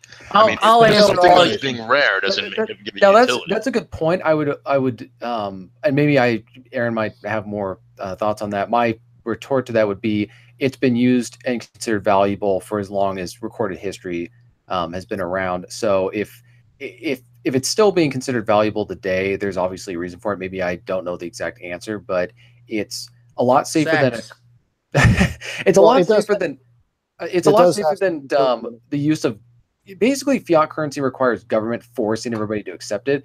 And so that's really the value of Bitcoin, is that it's an anonymous way for people to exchange wealth without being tracked by government. At some point, if we moved away from fiat currency, there wouldn't, I don't know if there'd necessarily be a need for Bitcoin. And Bitcoin's not, it's compared to the dollar, which the fiat currency. So it's not based on anything. So it's being compared in its value to something that it is only valuable because it's being enforced by the government. Whereas if Bitcoin was based on an actual object, back in the day when you could take a $5 silver certificate, you could go take it to a bank or whatever and exchange that $5 bill for $5 worth of silver. It was a certificate that represented something physical that people can get. And so I think that when there's a currency crisis, that maybe, we could see Bitcoin become more valuable because people want to use it as a way to get away from the fiat currency. But I think that that's when government's going to start cracking down on its use and saying, basically limiting it as much as possible where it can be used. And I think that that's where they're going to control it, because they're going to realize that people can get their wealth out of fiat currency into something that's not taxable. Maybe a better investment would actually be a boob job. No. Like you can I was keep going to say, we did enough on the crypto thing. Let's talk about Ann wanting to rip off boobs again. I don't know. Yeah, that's probably Well, it's kind of like a house, right? Well, you do big enough. I'm You make actually a good kind of point, lost. I'm actually kind of lost at the whole beginning of this conversation, because I wonder if I'm doing it wrong, because I bought some cryptocurrency and it didn't seem that complicated. Did I actually not buy cryptocurrency, or did I just find a really easy website? It is relatively easy to buy cryptocurrency. Okay. If you What let about it selling sit there, selling it and tracking it down and then actually using it to purchase things, that's where usability goes right off a cliff. And then, as TJ pointed out earlier, its primary reason it has intrinsic value is that it's a transfer of wealth, or is a tool capable of transferring wealth. And that is where the lion's share of its value comes from. Not even here in the United States, but foreign countries that are under the oppression of a dictatorial government that has currency controls. I got clients in Vietnam who was like, we can only transfer out X amount of dollars or X amount of currency. But if you got a cryptocurrency, now you can export that out without the Chinese or the Vietnamese government or the Venezuelan government cracking down on you. So that's where the value of this currency is coming in. Now, there is some speculation. There's also these crypto fanboys who masturbate and jerk off regularly every time a new cryptocurrency comes out, because it has some slightly new technological nuance to it that the previous ones didn't have. I think there's got to be approaching 2,000 cryptocurrencies now. So, right. There is. It's not rare anymore. No. Yeah, but most of them are bullshit, and in fact, most of them are scams. I don't know. I liken this to that. Any of you other guys dial into bulletin boards back in the 80s? Maybe I was the only nerd who did. I dialed into stuff in the 80s. It was all annoying with the dialing in on the modem, and Yeah, I did that. one person could do it on the time and all that stuff. And then in the early 90s, I went to college and was like, hey, you got an email address? What the hell is this email thing? But it was all text-based, and then later on it was web browser. I liken the whole crypto space. If it ends up being a real thing, and who knows if it really will, but I liken the crypto space right now to be like the 80s to 90s as far as usability, because it's, you're right. It's still clunky. It's getting easier, but you do have to do a little research.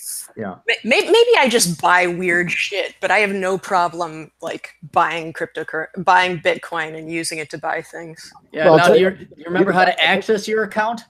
Yeah. Oh, you do? Okay, good. Because that was a pain in the ass for me. Serious question. And when you bought it, so you bought it online, obviously. So did you link it to your checking account and then buy it that way, or what? Yeah. Okay. All right. Yeah. I forget whether it's cheaper to buy it through your debit card or your checking account, but one of them you have to pay a couple of bucks for, and one of them you have to wait a couple of days for. The checking account, you wait a few days. The debit card, you have to pay a couple bucks. Nowadays, credit cards won't even let you do it, which is kind of a good thing. Yeah, Coinbase is easy that way. But but if you want to use coins, if you want to use crypto, you can buy my books with them from my website. How's that sound? Already. No, because that's reason enough to invest in crypto right there, man. There are actually things like vendors who will give you a massive discount if you buy with cryptocurrency. That's why I opened an account. But maybe that's just because I buy male prostitutes all the time. I don't know. Well, that deep web thing. One of the things that I think people confuse gold and silver as is they look at them as investments, which I don't. I look at it as almost an insurance policy, just in case anything happened to our fiat currency. Because at some point, I mean, and this isn't to say that you can't buy some cryptocurrency. Just don't see it as a silver bullet. And I don't see gold and silver as a silver bullet. If there's a breakdown, you just want to have things spread around so that if something you just happen to strike gold, like that's how a lot of these guys who made a lot of money off of Bitcoin, they bought like 1 or 2 Bitcoins or 3 Bitcoins or whatever back when it was first starting out, and then they found out years later that was worth thousands of dollars, and then they sold it. So you put stuff, and that's kind of the appeal or selling point of these penny stocks or whatever. You buy a little bit of those stocks and you mix everything around. But I think everybody's looking for that it's almost like a get rich quick scheme for everything. People want to buy it when it's going up, and then they want to sell it at the last minute, and it just ends up being this sort of short-term thinking as opposed to long-term thinking with this stuff. When I own any Bitcoin, you got to be real careful how you sell it, because I mean, if you've got 100, 200 Bitcoin, you can't go out there and say, here, I'm going to sell my 100, 200 Bitcoin. You got to sell. I mean, you got to use that fraction of a fraction of a fraction of Bitcoin to your advantage and slowly release it out so you don't affect the price too much. And I think that's probably what's been happening with this crash a bit, is that the big boys are realizing, we better get out of this. And they're slowly selling it. Can you short Bitcoin? Like, for example, if I had a huge amount of Bitcoin, could I like take a short position right before I sell it? I don't short it. You can do option. You can do futures trading with Bitcoin now. I don't know about shorting, but the real fun thing about all this stuff though is the IRS views all of these crypto things as an asset. So you have to pay capital gains on every trade of it. But it's not traceable, right? Well, some of them are more traceable than others, right? I mean, it's like, but if you want to be within it's traceable if it's linked to your a checking account, which is linked to your social security number, it's going to show up that way. But I don't know. I mean, I don't know enough about it, but I wouldn't fuck with the IRS. The whole idea was to be outside the system, though. John, can you do me a huge favor? I posted 2 videos in our chat room, not the one on the actual YouTube channel, but do you mind posting those for any listeners who may not know what cryptocurrency is or never got a real good tutorial? There's 2 videos I post. If you could post those. Okay, but I think you have to give me a wrench to allow me to post an URL. Give you a wrench? Yeah, it's like a tool. In the chat. Yeah, you can't post URLs in the chat. Oh, we can't? Oh, for Christ's sake. No, you can. You can, Aaron. I can? Or you can. Yes, you can. And if you give a wrench to someone, that just means you give them the authority to. Well, hold on. You can leave people over the head with a wrench. You can't just leave a comment. No, it's never mind. I guess you can. Yeah. But Ann brought up a good point though about the boob jobs.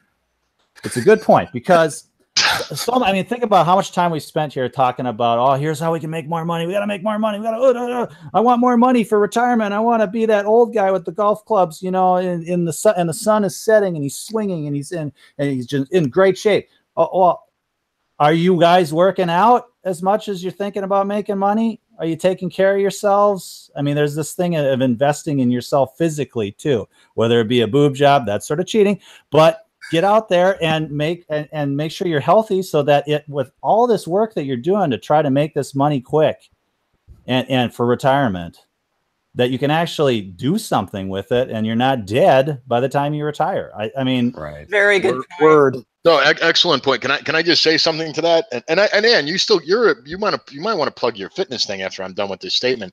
Hey guys, here's a real health tip for you. Get a blender, like a Vitamix that I have. Blender. You blend some kale, you put some carrots, some celery in there, some banana and a pear in there. I just had it. It's amazing. I swear to God, you're drinking it, but you're getting all the nutrients of all the fruits and the vegetables, and it tastes good. And I swear to God, it's almost like a drug the way it hits you. Like I swear to God, like 3 minutes after you drink it, you can feel it. Oh yeah, the vitamin buzz. Yeah. Is that what it is? What the fuck is? That's amazing, isn't it? That's what I call it. I'm like, holy shit! I just ate like 5 bunches of broccoli, and all of a sudden I'm on cocaine. Like, it's awesome. But yeah, no, it's like really, it's like a buzz. It's like I can't drink caffeine because I have a condition, but I think it's similar to that, but better. Like it doesn't just make you uppity; it makes you happy. Yeah, well, it's like all of a sudden you've got all these micronutrients that are making your brain function better, basically. I just kind think of it's like funny. lifting. Yeah, I just think it's funny that there's people who are obsessed with making good money, getting a better income or whatever. And I see these people who've done very well financially, but then you look at their personal health, and it's not so much that they're I wouldn't say overweight, but they're just stressed. Their job has stressed them out so much. And this is where I was talking about this with a friend. I go, if you had the ability to take a less stressful job at your company and you got a pay cut, of a certain amount, how much would that be? Because think about all the money you're saving from not having to go to the doctor all the time. I just know people who work very stressful jobs and they're good paying jobs, but I mean, they've got more medical problems than, their grandparents or whatever. Oh yeah, I mean, speaking of my fitness blog, which John was just referencing, disasterfitness.com. I've been trying to clear out. My job is a bit stressful right now, but I'm trying to clear out time to write a blog post about this very subject. And my take on it is, a lot of people say, like, I need to go to school, I need to get my career together, I need to have a personal life. I don't have time to exercise right now. And they're thinking in the very short term. But if you take that hour, which isn't very much of your day, if you take that hour right now, and if you like set up a gym at home, you don't need to spend half an hour getting there and getting dressed and another hour getting back and, buying a smoothie at the gym. Like, you can just spend 1 hour, and all of those hours that you spend over time seem like, oh, it's a drag to take that hour out of my day. But with that hour a day, you are buying yourself like 10 to 20 years of usable life. Yeah. What do you hear from It's like car maintenance. Yeah, it's like what I hear from every older person I've talked to over the years. They say the exact same thing. They said health is the most important thing, because all the money. It reminds me of The Godfather Part 2, and I won't go through the whole movie for people who haven't seen it. But there's a gangster who's older. He's basically on his last legs, and he's in a lot of pain because of his physical health.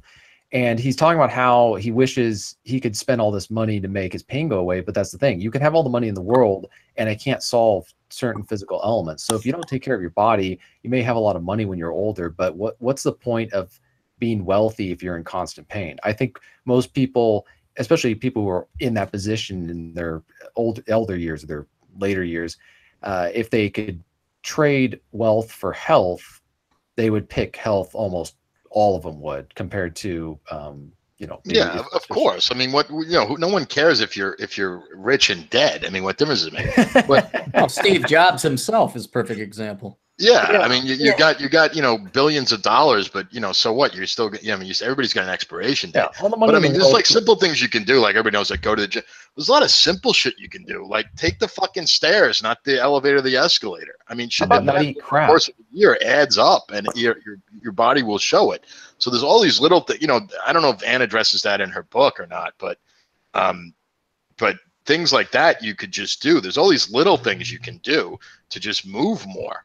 Yeah, and eat fucking healthy, man. I mean, just like I'm guilty of like having, at times having like really shit diet. And then I just got back into the blending thing. Literally today was my first day back at it. And I got to say, I literally feel it immediately. It's amazing. And you got to maybe I'll write a guest blog post on your thing or something. I don't know. Sure. Absolutely. Wasn't there a whole blending phenomenon 4 or 5 years ago? Like that's all the manosphere was talking about. And there was juicing. That's what it was. Juicing. No, juicing's bullshit, because juicing, you're throwing away like 80% of all the stuff. Yeah. What's the difference between that and blending? Blending is you're eating everything. You're not extracting anything out of it. You're just blending it all up into a giant like shake and drinking it instead of chewing it. Right. One stupid thing a lot of people do with both juicing and blending is, instead of using a lot of kale and broccoli and maybe 1 apple, they'll use like 5 apples and 10 carrots and a banana and some yogurt. And then you're just basically drinking a Coca-Cola with some vitamins in it. You want to have kale in there, and you just want to have enough fruit to sweet, because kale tastes like shit when it's. I don't know. I don't like taste of kale anyway, but kale tastes like shit in and of itself. But it's extremely nutrient rich. I mean, ounce for ounce, it's got more nutrients in it than probably anything. So you want to put kale in there, but you're going to have to throw like a banana in there as well. And carrots have the sweetness to them when they're blended, and carrots have lots of good nutrients in them. And they have a little bit of sugar in there too, but I always put carrots in there because they're nutrient rich, and they do sweeten it up the smoothie. Yeah. But I don't put any yogurt or shit like that in. Oh yeah, or put some berries in there, right? Berries have tons of stuff in there. But if you're gonna put berries, make sure you buy them organic, because something about berries, like the pesticide is really heavy in those things. Yeah, I think the problem with all these different diets and health strategies, it's the same thing with people who are trying to invest. They're looking for a quick get-rich scheme, and the same thing with working out. They're looking for a way to lose weight without having to actually do anything or have any self-discipline. Because if you just, I'm amazed at the number of people who go to fast food frequently and then think that there's not going to be any consequences for that, especially if they're not working out, they're sitting in their office all day. That's another thing people can do just to lose a little bit of weight, is get a standing desk. I can't remember where I read it, but they were talking about the amount of calories you burn standing up compared to sitting down is actually huge, because if you're going to be in the office all day, 8 hours, it adds up. I'm not sure, but that's just doing one thing. So guys, standing desks, blending, and working out at home. Could we get any more gay? Could we get any more old? God, this isn't the geriatric podcast. This isn't your grandma. You know, you should eat more plums. Yeah, then you can go out. Then you can go outside and during the summer season and wear swim shorts or whatever, and not like feel embarrassed like half the other people are. Alas, most people don't feel embarrassed anymore. Okay, well, that's another problem. They don't have shame, which is another problem. It's almost like what Earl Goodman said from the movie Dodgeball. You have to hate yourself enough to want to change something. Oh yeah, yeah. The whole self-esteem movement. We're like, I'm awesome no matter what. Holy shit. What is that, like, fit at any size, or what was the fucking meme that was going around? Like it's up like 350. Beauty has no size, or beauty has no number, or something like that. Like I watched a video the other day about how the whole self-esteem movement that started in the 80s or the 90s was based on pseudoscience. Some guy just made up his own numbers, and then, you know, to sell his idea of self-esteem.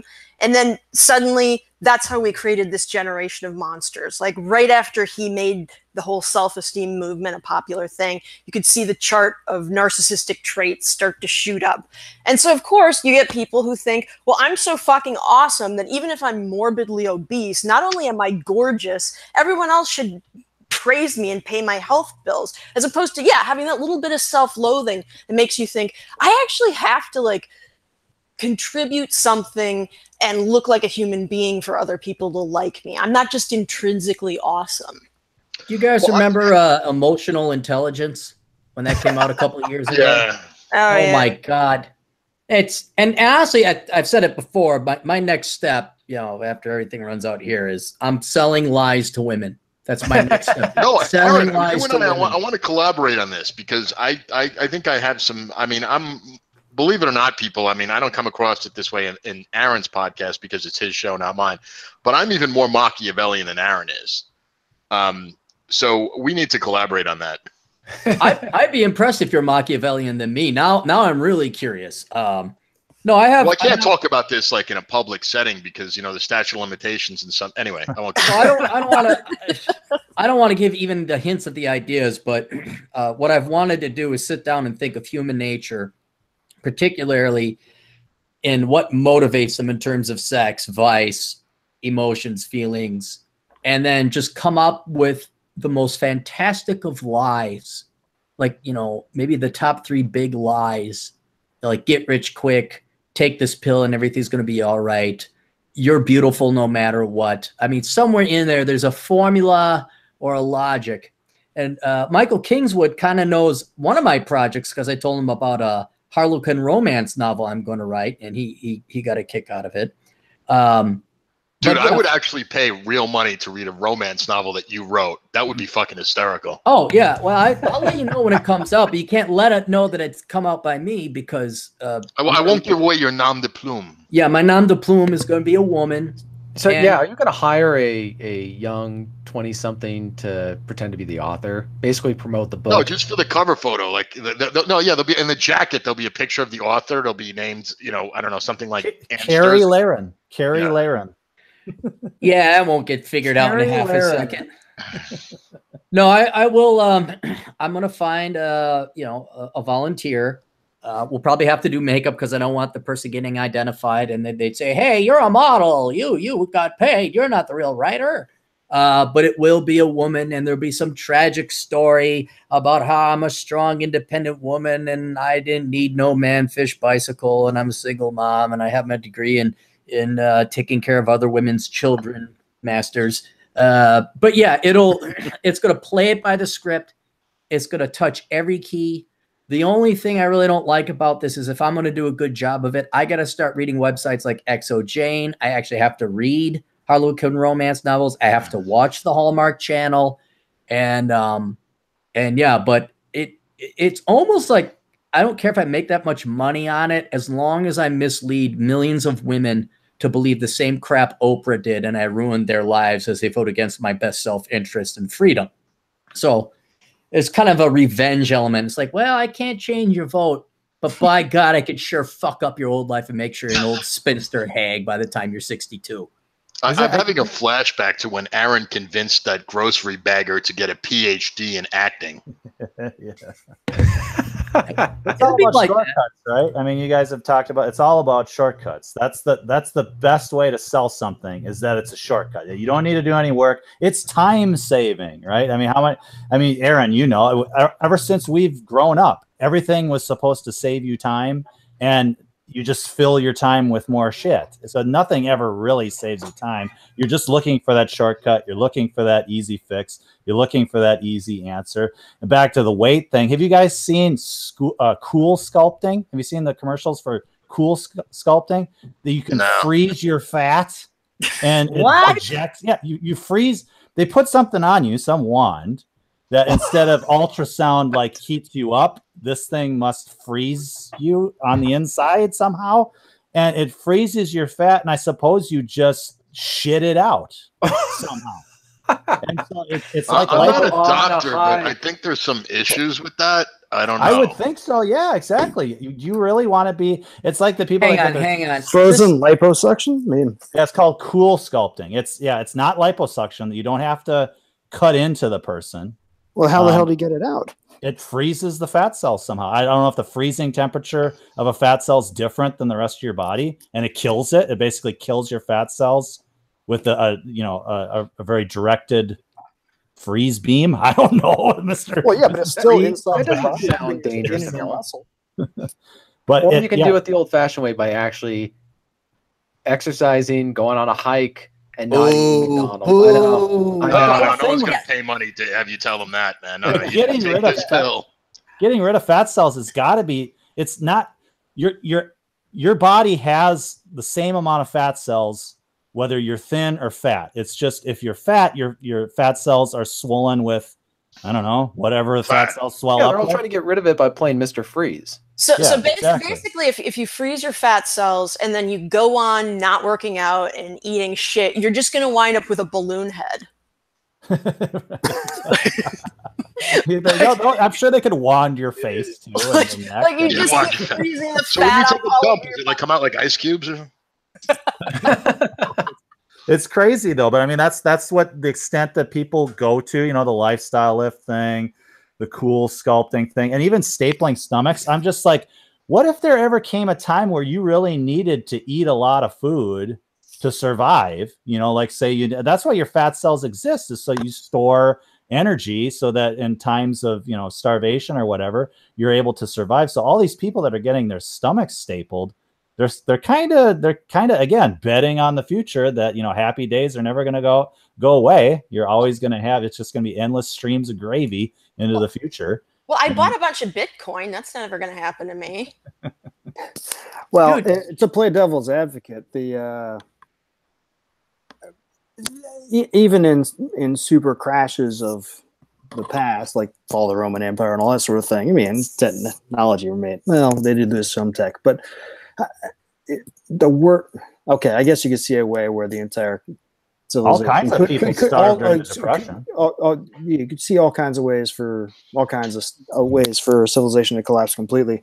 But okay, yeah, I got you there. But again, to be a devil's advocate, there are there are some people out there who, you know, you can call them weak or, you know, whatever, have issues, or whether it be deep psychological issues or whatever, where, you know, they've tried and tried and tried, and that stomach staple thing is the only thing that has worked for them to avoid killing themselves.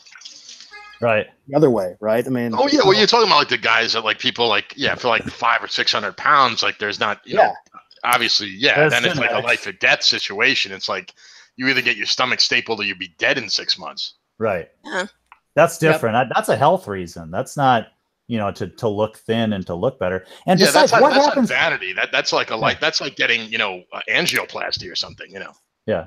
But what happens? I mean, if you still eat the same, if you got cool sculpted and you got all your fat cells frozen and they're gone or whatever, if you keep on eating the way you're eating, where does all that energy go? Has anybody figured that out? Fatty liver.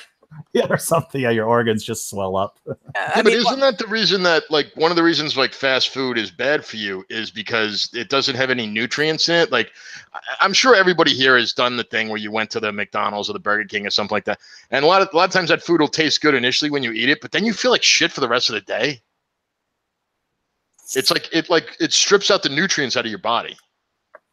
Yeah. Well, I actually haven't eaten fast food since I was 19, and I worked at a Wendy's, and I saw exactly how gross it is.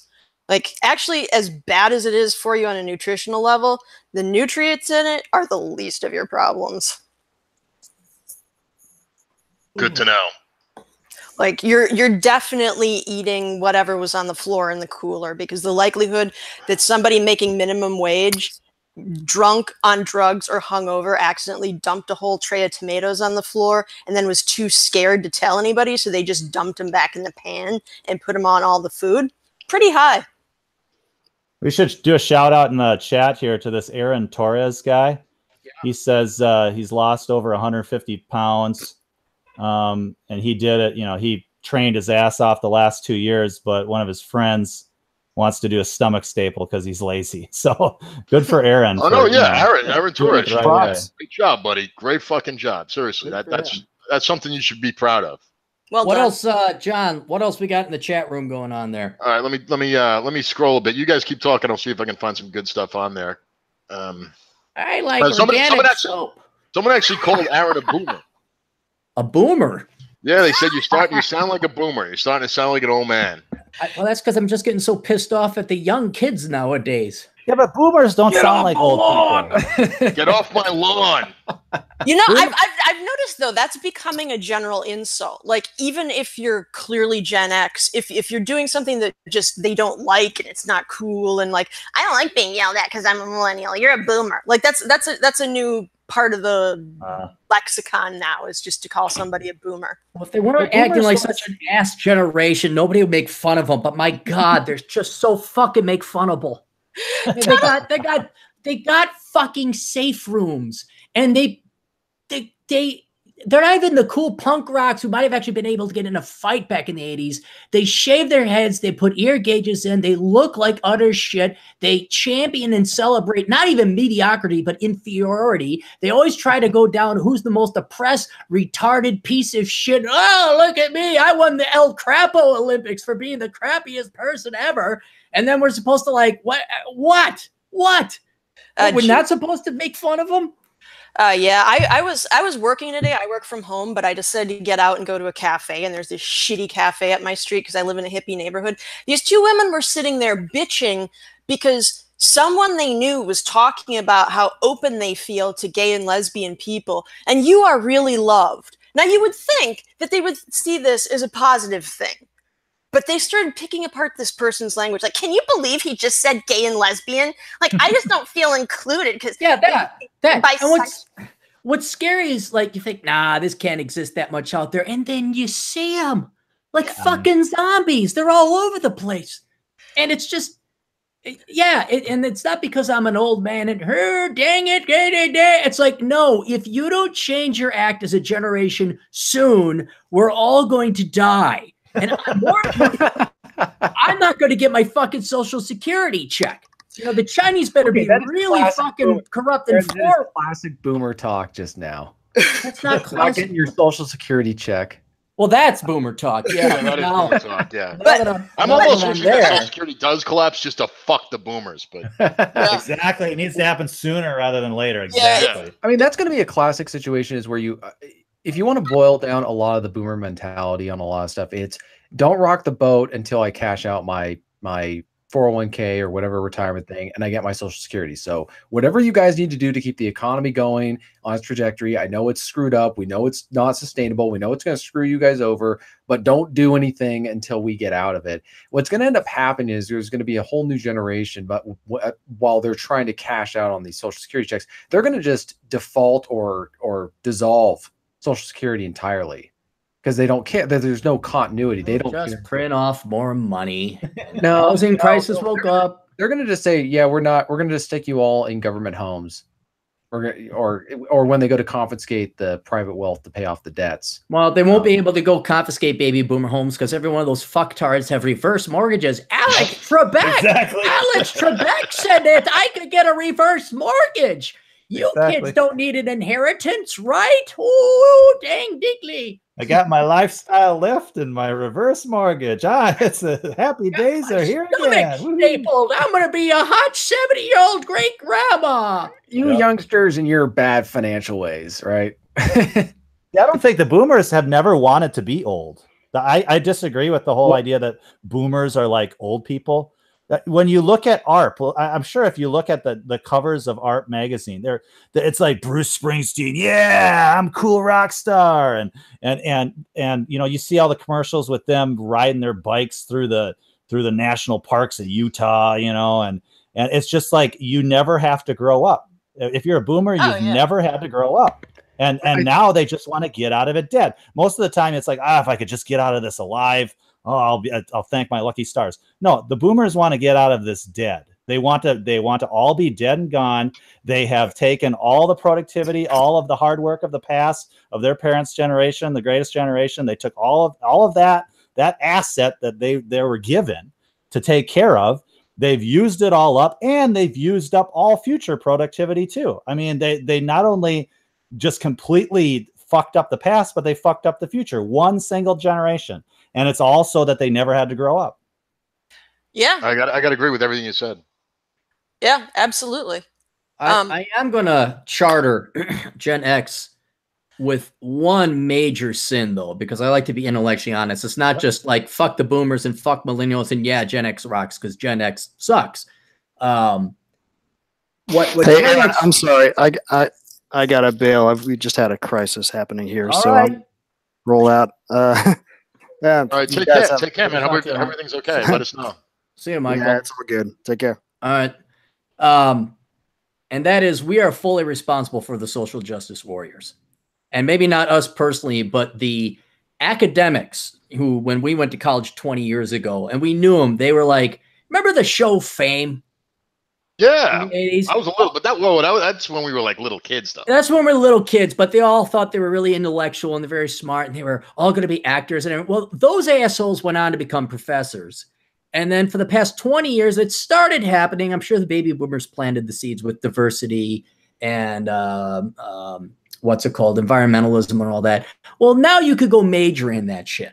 And now they've co-opted and taken over corporate America. And when you look at CSR departments, you look at who's bending over backwards in terms of corporate leaders and academic leaders, who are diversity experts or sensitivity counselors, who advocates for safe rooms. It is squarely Gen X Gen X professors and business leaders, pretty much scam artists, not real business leaders.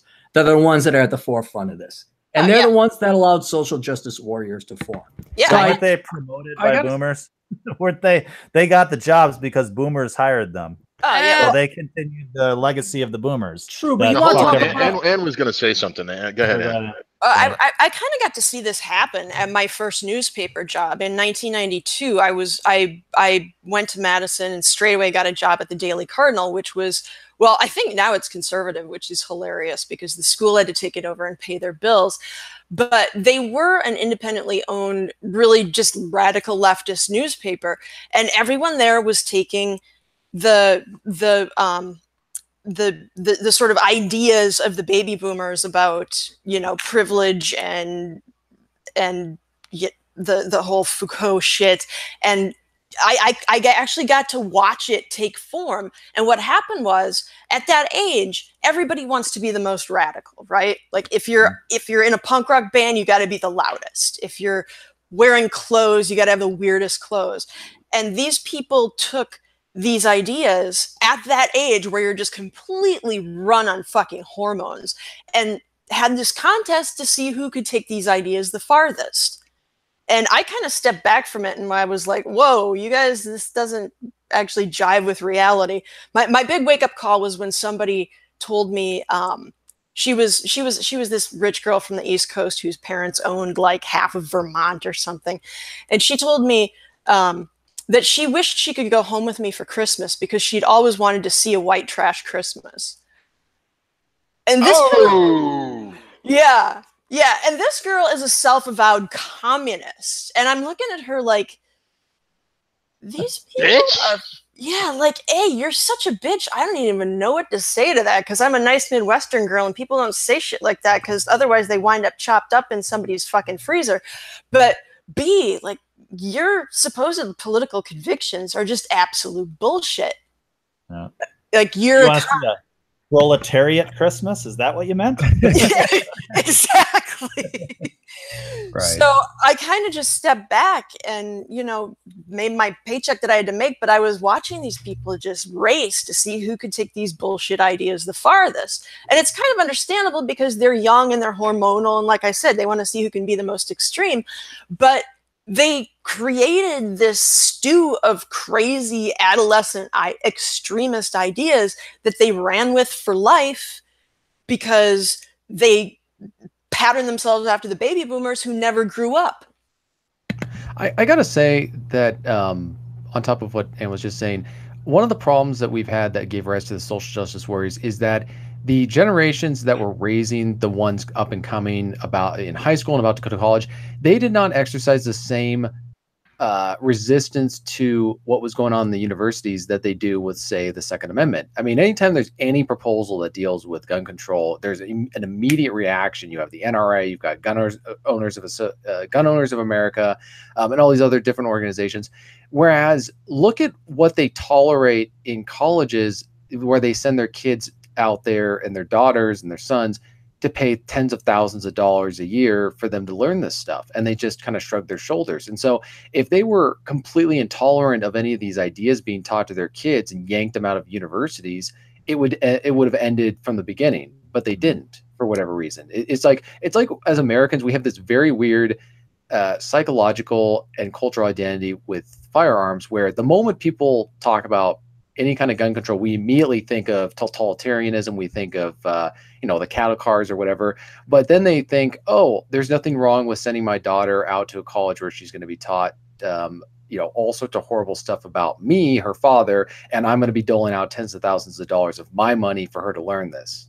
Yeah. Well, CJ, I agree with that point, but isn't part of the answer to that, I mean, it is a very powerful point, and I never really thought about that, because you're right, that is one thing you'll get baby boomers off their fat asses to get upset about is protecting the Second Amendment. But isn't it like the off to college thing, like that's very like Ann can help me out with the words here, is that kind of a very ethereal it's a There's harder concept. Yeah, it's a very it's all about narratives, and the gun rights people have a very powerful narrative, because that's how we broke away and became our own nation, was because we had guns.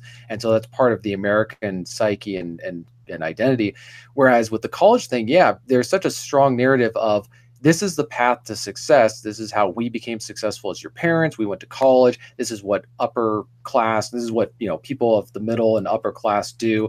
And only people who do bum jobs don't go to college. And so There's a lot of societal and cultural pressures, but it's what's crazy is, you have, as we've said before, you have to be living in a cave in the Himalayas to not know what's going on in these colleges. And for these parents to realize that when they went to college, things were very different. And a lot of them have admitted that to me. They go, well, that's not how it was when we were going to college. And I go, and I'm thinking, I didn't say it because I'm just not going to have that argument, but why are you sending your kids to college, or you're encouraging your high school kid to go to college, tell them to go to a trade school, or at least tell them to go to a university where you've vetted it and you know that they're not going to listen to this garbage. And do you not hear what they're saying when they're coming back, and you wonder why they suddenly have gone very radical on all sorts of views? Here's what's crazy. They'll fight the government to protect their right to keep and bear arms and all that stuff, but then they'll send out their kids to be taught by people who hate their gun rights and pay those people to do that. Well, wasn't the whole college thing that was really related to the Vietnam War for the boomer generation, in that if you were going to college, you couldn't get drafted. And so all the college people got to go to school, and all the quote non-college material people, which is bullshit, they're the ones that got sent into the meat grinder of Vietnam. And I think that sort of, I don't know if it scarred them or what, that if you're going to be somebody, you got to go to college. Otherwise, the government's just going to send you to go die in some war. Well, here's where the boomers now take responsibility once again. It's Gen X that I think bears full responsibility for allowing social justice warriors to come in. But DJ made a good point. I even wrote an article about it, I think last week, about how conservative fathers have failed America, where you baby boomers didn't know that sending your kids and crippling them with financial debt, especially the girls, where you send these girls to be brainwashed to hate men and to major in this worthless shit and to believe this crap, and you let your daughter, I mean, I was listening, who was I listening to? They're talking about high school kids now that have tattoos. And it's like, you know, okay, yeah, I'm sure there are some Gen X parents that have high school kids, but we're still talking younger. My mother would have literally kicked me out of the house, for real, if I had gotten a tattoo. I mean, I don't know how many, yeah, it's the changes, especially, and John lives in the same area as me, and it's epidemic. And if there's any young ladies listening, you will have an insane competitive edge over your female peers if you do not get a tattoo. That's all. Nobody is going to point out the fact that you don't have a tattoo as a downside or something to hold against you when you're on a date. You know, oh, that girl was great, really cute, but she didn't have a tat on her back. Or worse, girls, do not get a tattoo on your chest. Oh my God, that makes my dick shrink like a frightened turtle.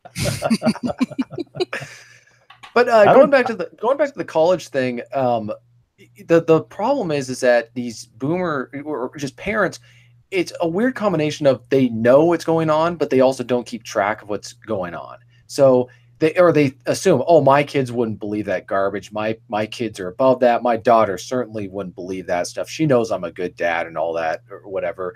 But I don't know. It's almost like a self-denial, because here's the thing, and this goes back to a lot of actions, a human action that can be explained by this.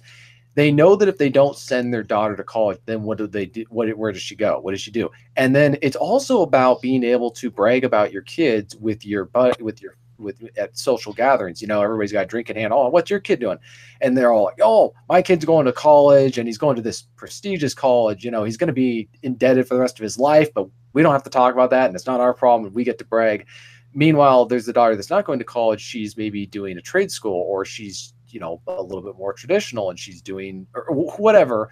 But it's almost like that's what drives a lot of what parents tell their kids is, I want to be able to brag about you in front of my friends. It's a shortcut again. It's a shortcut to prestige, maybe. Like, I did a good job raising my kid because I'm sending my kid to college, rather than my kid is a good person, is, you know, well-adjusted, understands reality, makes their own decisions, you know, has their own mind, isn't programmable, you know. Speaking of not having a mind, do you guys want to hear some stats on tattoos? Okay, go ahead. Yeah, I do want to hear this, actually. Okay. 70 and older, which may be young or silent generation. Guess what percent of the silent generation or older have tattoos? I don't know. How many are sailors? Yeah, military, yeah, right. 10%. Baby boomers, guess what percent? 25. 13. Oh. Gen X, guess what percent? 60. Nope. 36. 40. Here's millennials, age 18 to 35. 47. Holy shit. Half those little pieces of shit have marred themselves. You know, as I was saying with a pal of mine, we were talking about tattoos, and it's thinking, yeah, if you when they say how many people have tattoos, yeah, if you were at Okinawa or Iwo Jima and you've got a tattoo of your buddy on your arm because he didn't come back, yeah, you're not going to regret that at age 80, right? It might actually seem like a cool story when you're in the bar and people are asking you what that faded tattoo is on your arm. You're like, yeah, that's my buddy. He died. He's BAR guy. He was in Okinawa or whatever. People think that's cool. But you get these stupid tattoos of like butterflies on your arm that look ugly when you're in your 50s.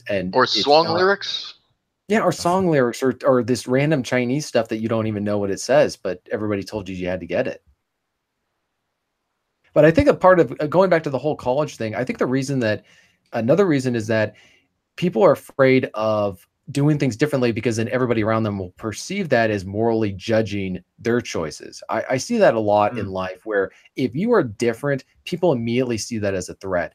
Like, do we ever wonder why these survivalists or whoever they are that go out into the middle of nowhere to just be left alone and wait for the apocalypse? Like, why everybody is obsessed occasionally, like the government gets concerned about it. It's because they're doing things differently.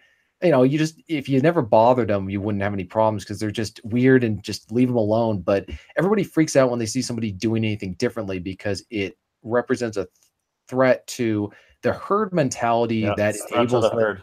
Yeah, the herd realizes, oh, what if other people go out and do that? What if other people don't do that stuff? So I mean, think about it, and especially with something that's permanent like that. Let's imagine you're a 22-year-old girl, and every girl around you has these tattoos, and you choose not to get one.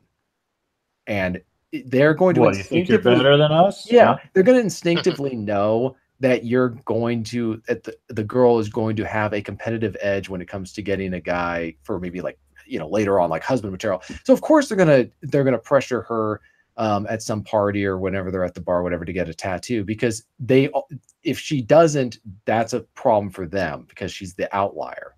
Nietzsche talks about this in Will to Power. I'm getting through it slowly. It's a very challenging read, but that was one of the things I just read here recently, was how the herd sort of rejects the standouts. That's it. The rare people, the rare kind of gifts, the herd will reject because the herd wants to normalize their mediocrity, and they don't like to see something different and better. And can I ask you a question about the herd thing? Because I remember reading this in evolutionary psychology, and I remember it was an interview. It came up like an interview I did. If you guys are interested, you can check out my channel. I interviewed Blonde in the Belly of the Beast, and she talked about how going back to the herd mentality, how for women it is more important to be or more dangerous, for example, to leave the herd, to stand out, than it is for men. So like, for example, like men who make their own mark, to some extent that's encouraged, like a guy who goes out and does shit that's never been done before, like the first guy to climb Mount Everest, or Shackleton to go to the South Pole, or whatever, or set foot on the moon. But for women, and I want you to speak to this, is it true that women that they really don't like standouts? Have you noticed that at all? I guess that would be a self-flattering way for me to explain why other women don't seem to feel comfortable around me. But, but maybe that's just because of my reputation for committing acid attacks. I don't know. Uh-oh. Well, so do you agree, disagree, or you're not sure? I mean, I would tend to agree. Yeah. All right. Yeah, guys tend to admire each other for being different. Women tend to be a little bit like, well, she's a bitch. But if you don't watch the local sports game, the herd will go, "What? You don't watch sports ball? Guys have the what, same. Are you gay?" Yeah, but fuck that. Like, I mean, I know like a lot of the respect I get, because people would say, well, yeah, Steele, he marches to the beat of his own drum, and you don't like it. Well, he'll meet you in the alley and you can settle this like men. And people kind of know that about me. I believe there's a race to the bottom of both the men and the women today. Again, millennials. Right. I'm an old angry man. But I think it's more pronounced in women. And it's just what I've observed, but there is like this, guys don't tell each other, DT, you're just amazing and beautiful. And Sean, you are, oh, you're so pretty, and you're so, no, we're kind of like, hey, DT, you're a little fat when you go to work out. Yeah. Yeah, but I think that Hang on, TJ. I know you're very wise at 30. Let me finish. He's got to insult you now too. Come on. Right. And TJ, you have the most amazing young shiny pubes for a young man ever. Guys don't do that shit. Because I still think programmed into us is a thing. But then the girls are all about like, you're amazing and beautiful. When you look at these women and you say and observe and realize there is nothing objectifiably amazing or wonderful about them. Matter of fact, they're not only common, but they're starting to become inferior.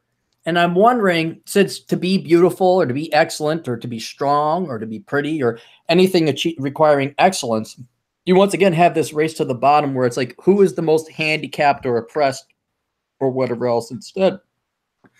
And I think men as a response, I God almighty, I don't know how young men are even incentivized to go to the gym anymore in the daytime. When I look, I mean, like, why do you can't even get an erection looking at women your own generation. Why the fuck would you go to the gym? I understand how men in a responsive effort don't have any motivation. Play video games, stay indoors, don't socialize, don't ask out girls.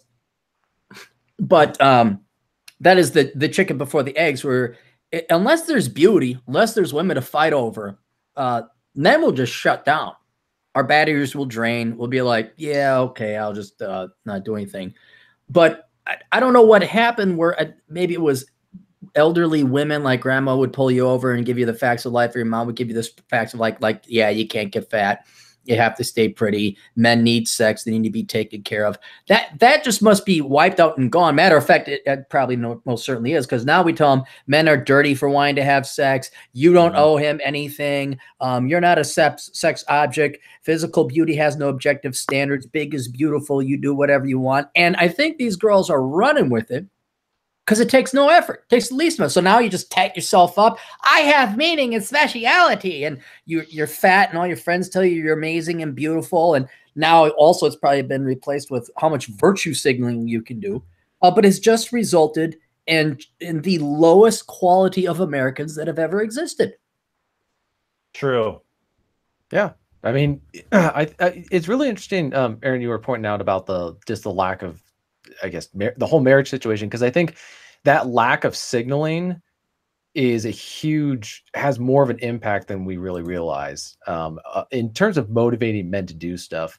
You mean like pretty girls or just looking in shape or flirting? Yeah, imagine, because a friend of mine, I was chatting about with him the other day, and he said, imagine a society in which men at age 20 were getting signals from girls their age that they were wanting to settle down and get married and have a family. How different would that cause men to behave at that age? Well, they would just be much more serious about life. They would be thinking, oh, I got to, support this family. So I got to get a job. It's got to be a good job, and it's got to pay good money. And I got to make all these financial decisions.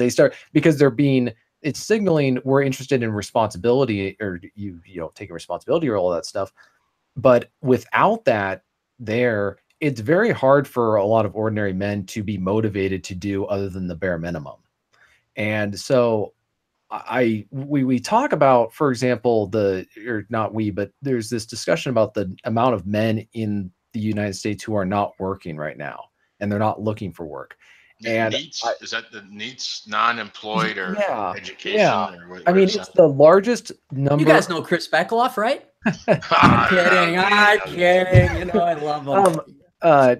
The number of the percentage of men in this country who are not working or in the labor force, it's the highest it's ever been since World War II, when a good chunk of the men were in the military because of conscription. And so I'm just wondering if that lack of a signal from the women in the generation have something to do with it, on top of other stuff. I'm not saying that it's just one thing, but my friend and I were discussing how much differently just the whole society would be structured, how differently men would behave, how the mentality that people would have in terms of that. Well, not even there's no future. Not even the signal. If the signal was different, what if it wasn't active, clear, painfully obvious contempt and hatred for men?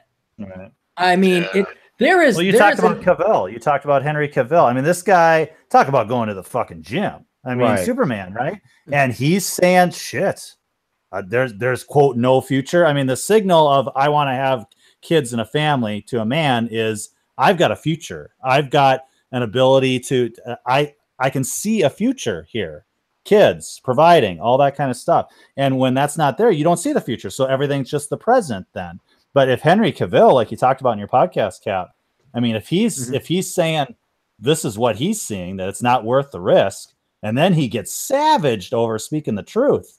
I mean, this is just as if that changes yeah, anything. could you imagine like being that rich, famous, good looking, and in shape, and I mean, and being Henry Cavill and having all that, and he's having issues? The fuck does the average schmuck have to look forward to? right. Well, yeah, that's exactly why everybody freaked out, because they're thinking now all those guys who don't, ordinary guys have basically a defender or advocate in Henry Cavill. They can, whenever somebody says you need to man up and you need to get married and you need to stop being afraid, and they can just say Superman is freaked out. Right. The debate is over. This discussion is over. Women have become kryptonite. Women have become fucking kryptonite.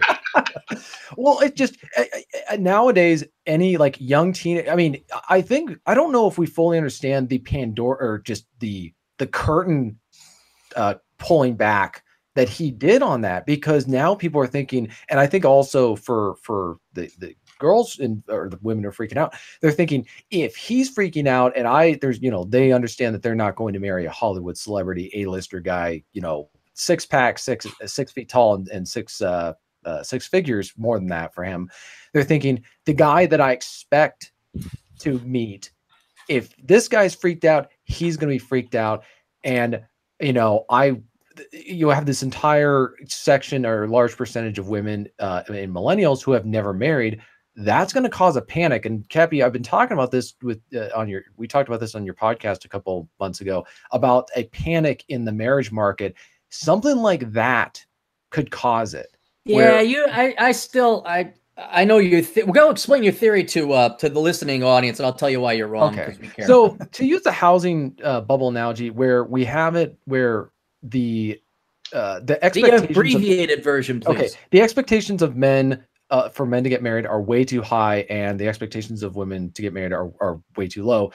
And you have a huge pile of percentage of unmarried women nearing in their early 30s, late 20s.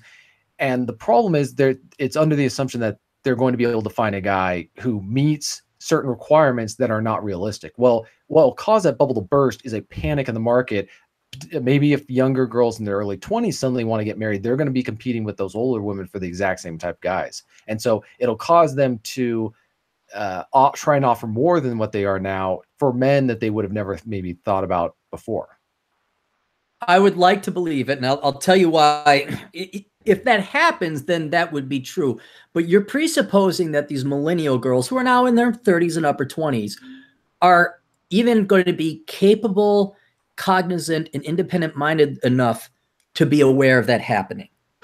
You're also assuming that they're capable of jettisoning and shucking off their brainwashing that they have received for their entire lives about the career being most important, their education being most important, them being most important, and not a single concept of introducing selflessness and altruism, which is what's required in a marriage, specifically putting the man first and wanting to know what the guy wants. I'm not saying rolling over on your back, but to have a successful marriage or a loving relationship, you must put the other person first. And I think after 30 years, it's not a simple matter of flipping a switch and the girls wake up and say, oh, I've put all these things front and center. I never asked what men wanted. I think it is so core to their being and their brainwashing. It is hardwired. Their neurons, their brain cells have been hardwired that it's going to take at least a decade for them to wake up. And that decade would have to have just as much and as intense counter brainwashing, deprogramming that they received in college and media, for them to even wake up by the time they're 40 to say, I have to worry about these younger 20-somethings coming in there. So I understand that your external shock that would be introduced to this was all of a sudden these like little Gen Z or chickie babes are like 20 or 19, whatever, starting to take away their man or dating these guys. I think they would completely be blind to it. They might have a twinkle in their brain saying, hey, something's different here. But I got to get my master's degree now. I think that I would hold that I think they're more aware of that. And then we also have to cue in the herd mentality. When enough start doing it, it's going to cause everybody to say, oh, this person's doing it. Or just you see a trend where the herd mentality takes over and suddenly everybody is starting to want to get married. And we see this, I can't remember who was, but they were talking about how if somebody gets married in a social group, the other women in the group will want to, if a girl, talks about her marriage, and also equally, if a woman gets divorced, the people in her social group, the women are also more likely to file for divorce. So it's a herd mentality thing that could cause this to happen. I'm not saying they're going to do it. They're not going to wake up one day and go, oh, I've been doing it all wrong. They're not going to have that self-introspection, but what they're going to do is they're going to see everybody else doing something and try and follow along. And then the inevitable clicks in. They are competing with younger girls, and the men are going to prefer the younger girls. And then they're going to realize, oh my gosh, I can't get it. I'm not getting guys older than me, and the guys my age are now going for girls younger. They realize it's a game of musical chairs, and then it's just being pragmatic. It's not even being ideological. Except they're going to spend a lot of time blaming it all on the patriarchy. Yeah. They're going to waste a lot of time going, well, this is just happening because men have been brainwashed to think that younger women are more attractive. We need to spend more time telling them the truth, which is that women with a master's degree are more attractive.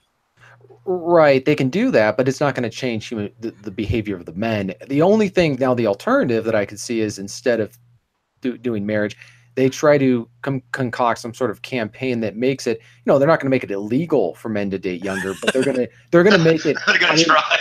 No, they're going to make it. Think about it in our society. There's a lot of things that are not illegal to do. You can still lose your job for it. You can still have huge social repercussions if you are doing something that is considered and codified into our culture and society. And a lot of what stuff that'll get you fired for doing that's not even illegal or even unethical has been pronounced unacceptable by social justice people or for a feminist or whatever. So I see that becoming a plausible alternative is they just make it so that it's a big problem.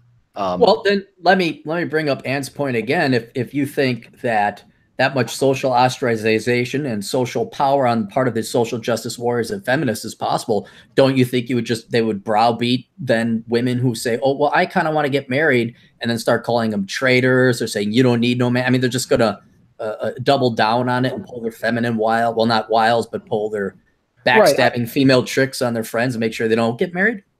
Right. It's totally something that could happen, or you could, there's all these different variables. I'm not saying that it's going to happen. I'm saying, I don't think people are fully, it's just an interesting theory, and it may not turn out exactly that way, but I see that being a likely outcome, because one of the things that we assume is that a lot of these women do not want to get married. And the fact of the matter is they do. It's just they got to follow the narrative, which is you delay marriage for as long as humanly possible. But that's the other thing, going back to Henry Cavill, he highlighted the sole part of life and society and culture where men have all the power, and that's the ability to just check out of dating and romance and marriage. They cannot be compelled to enter into these or participate in these social, cultural, and legal institutions.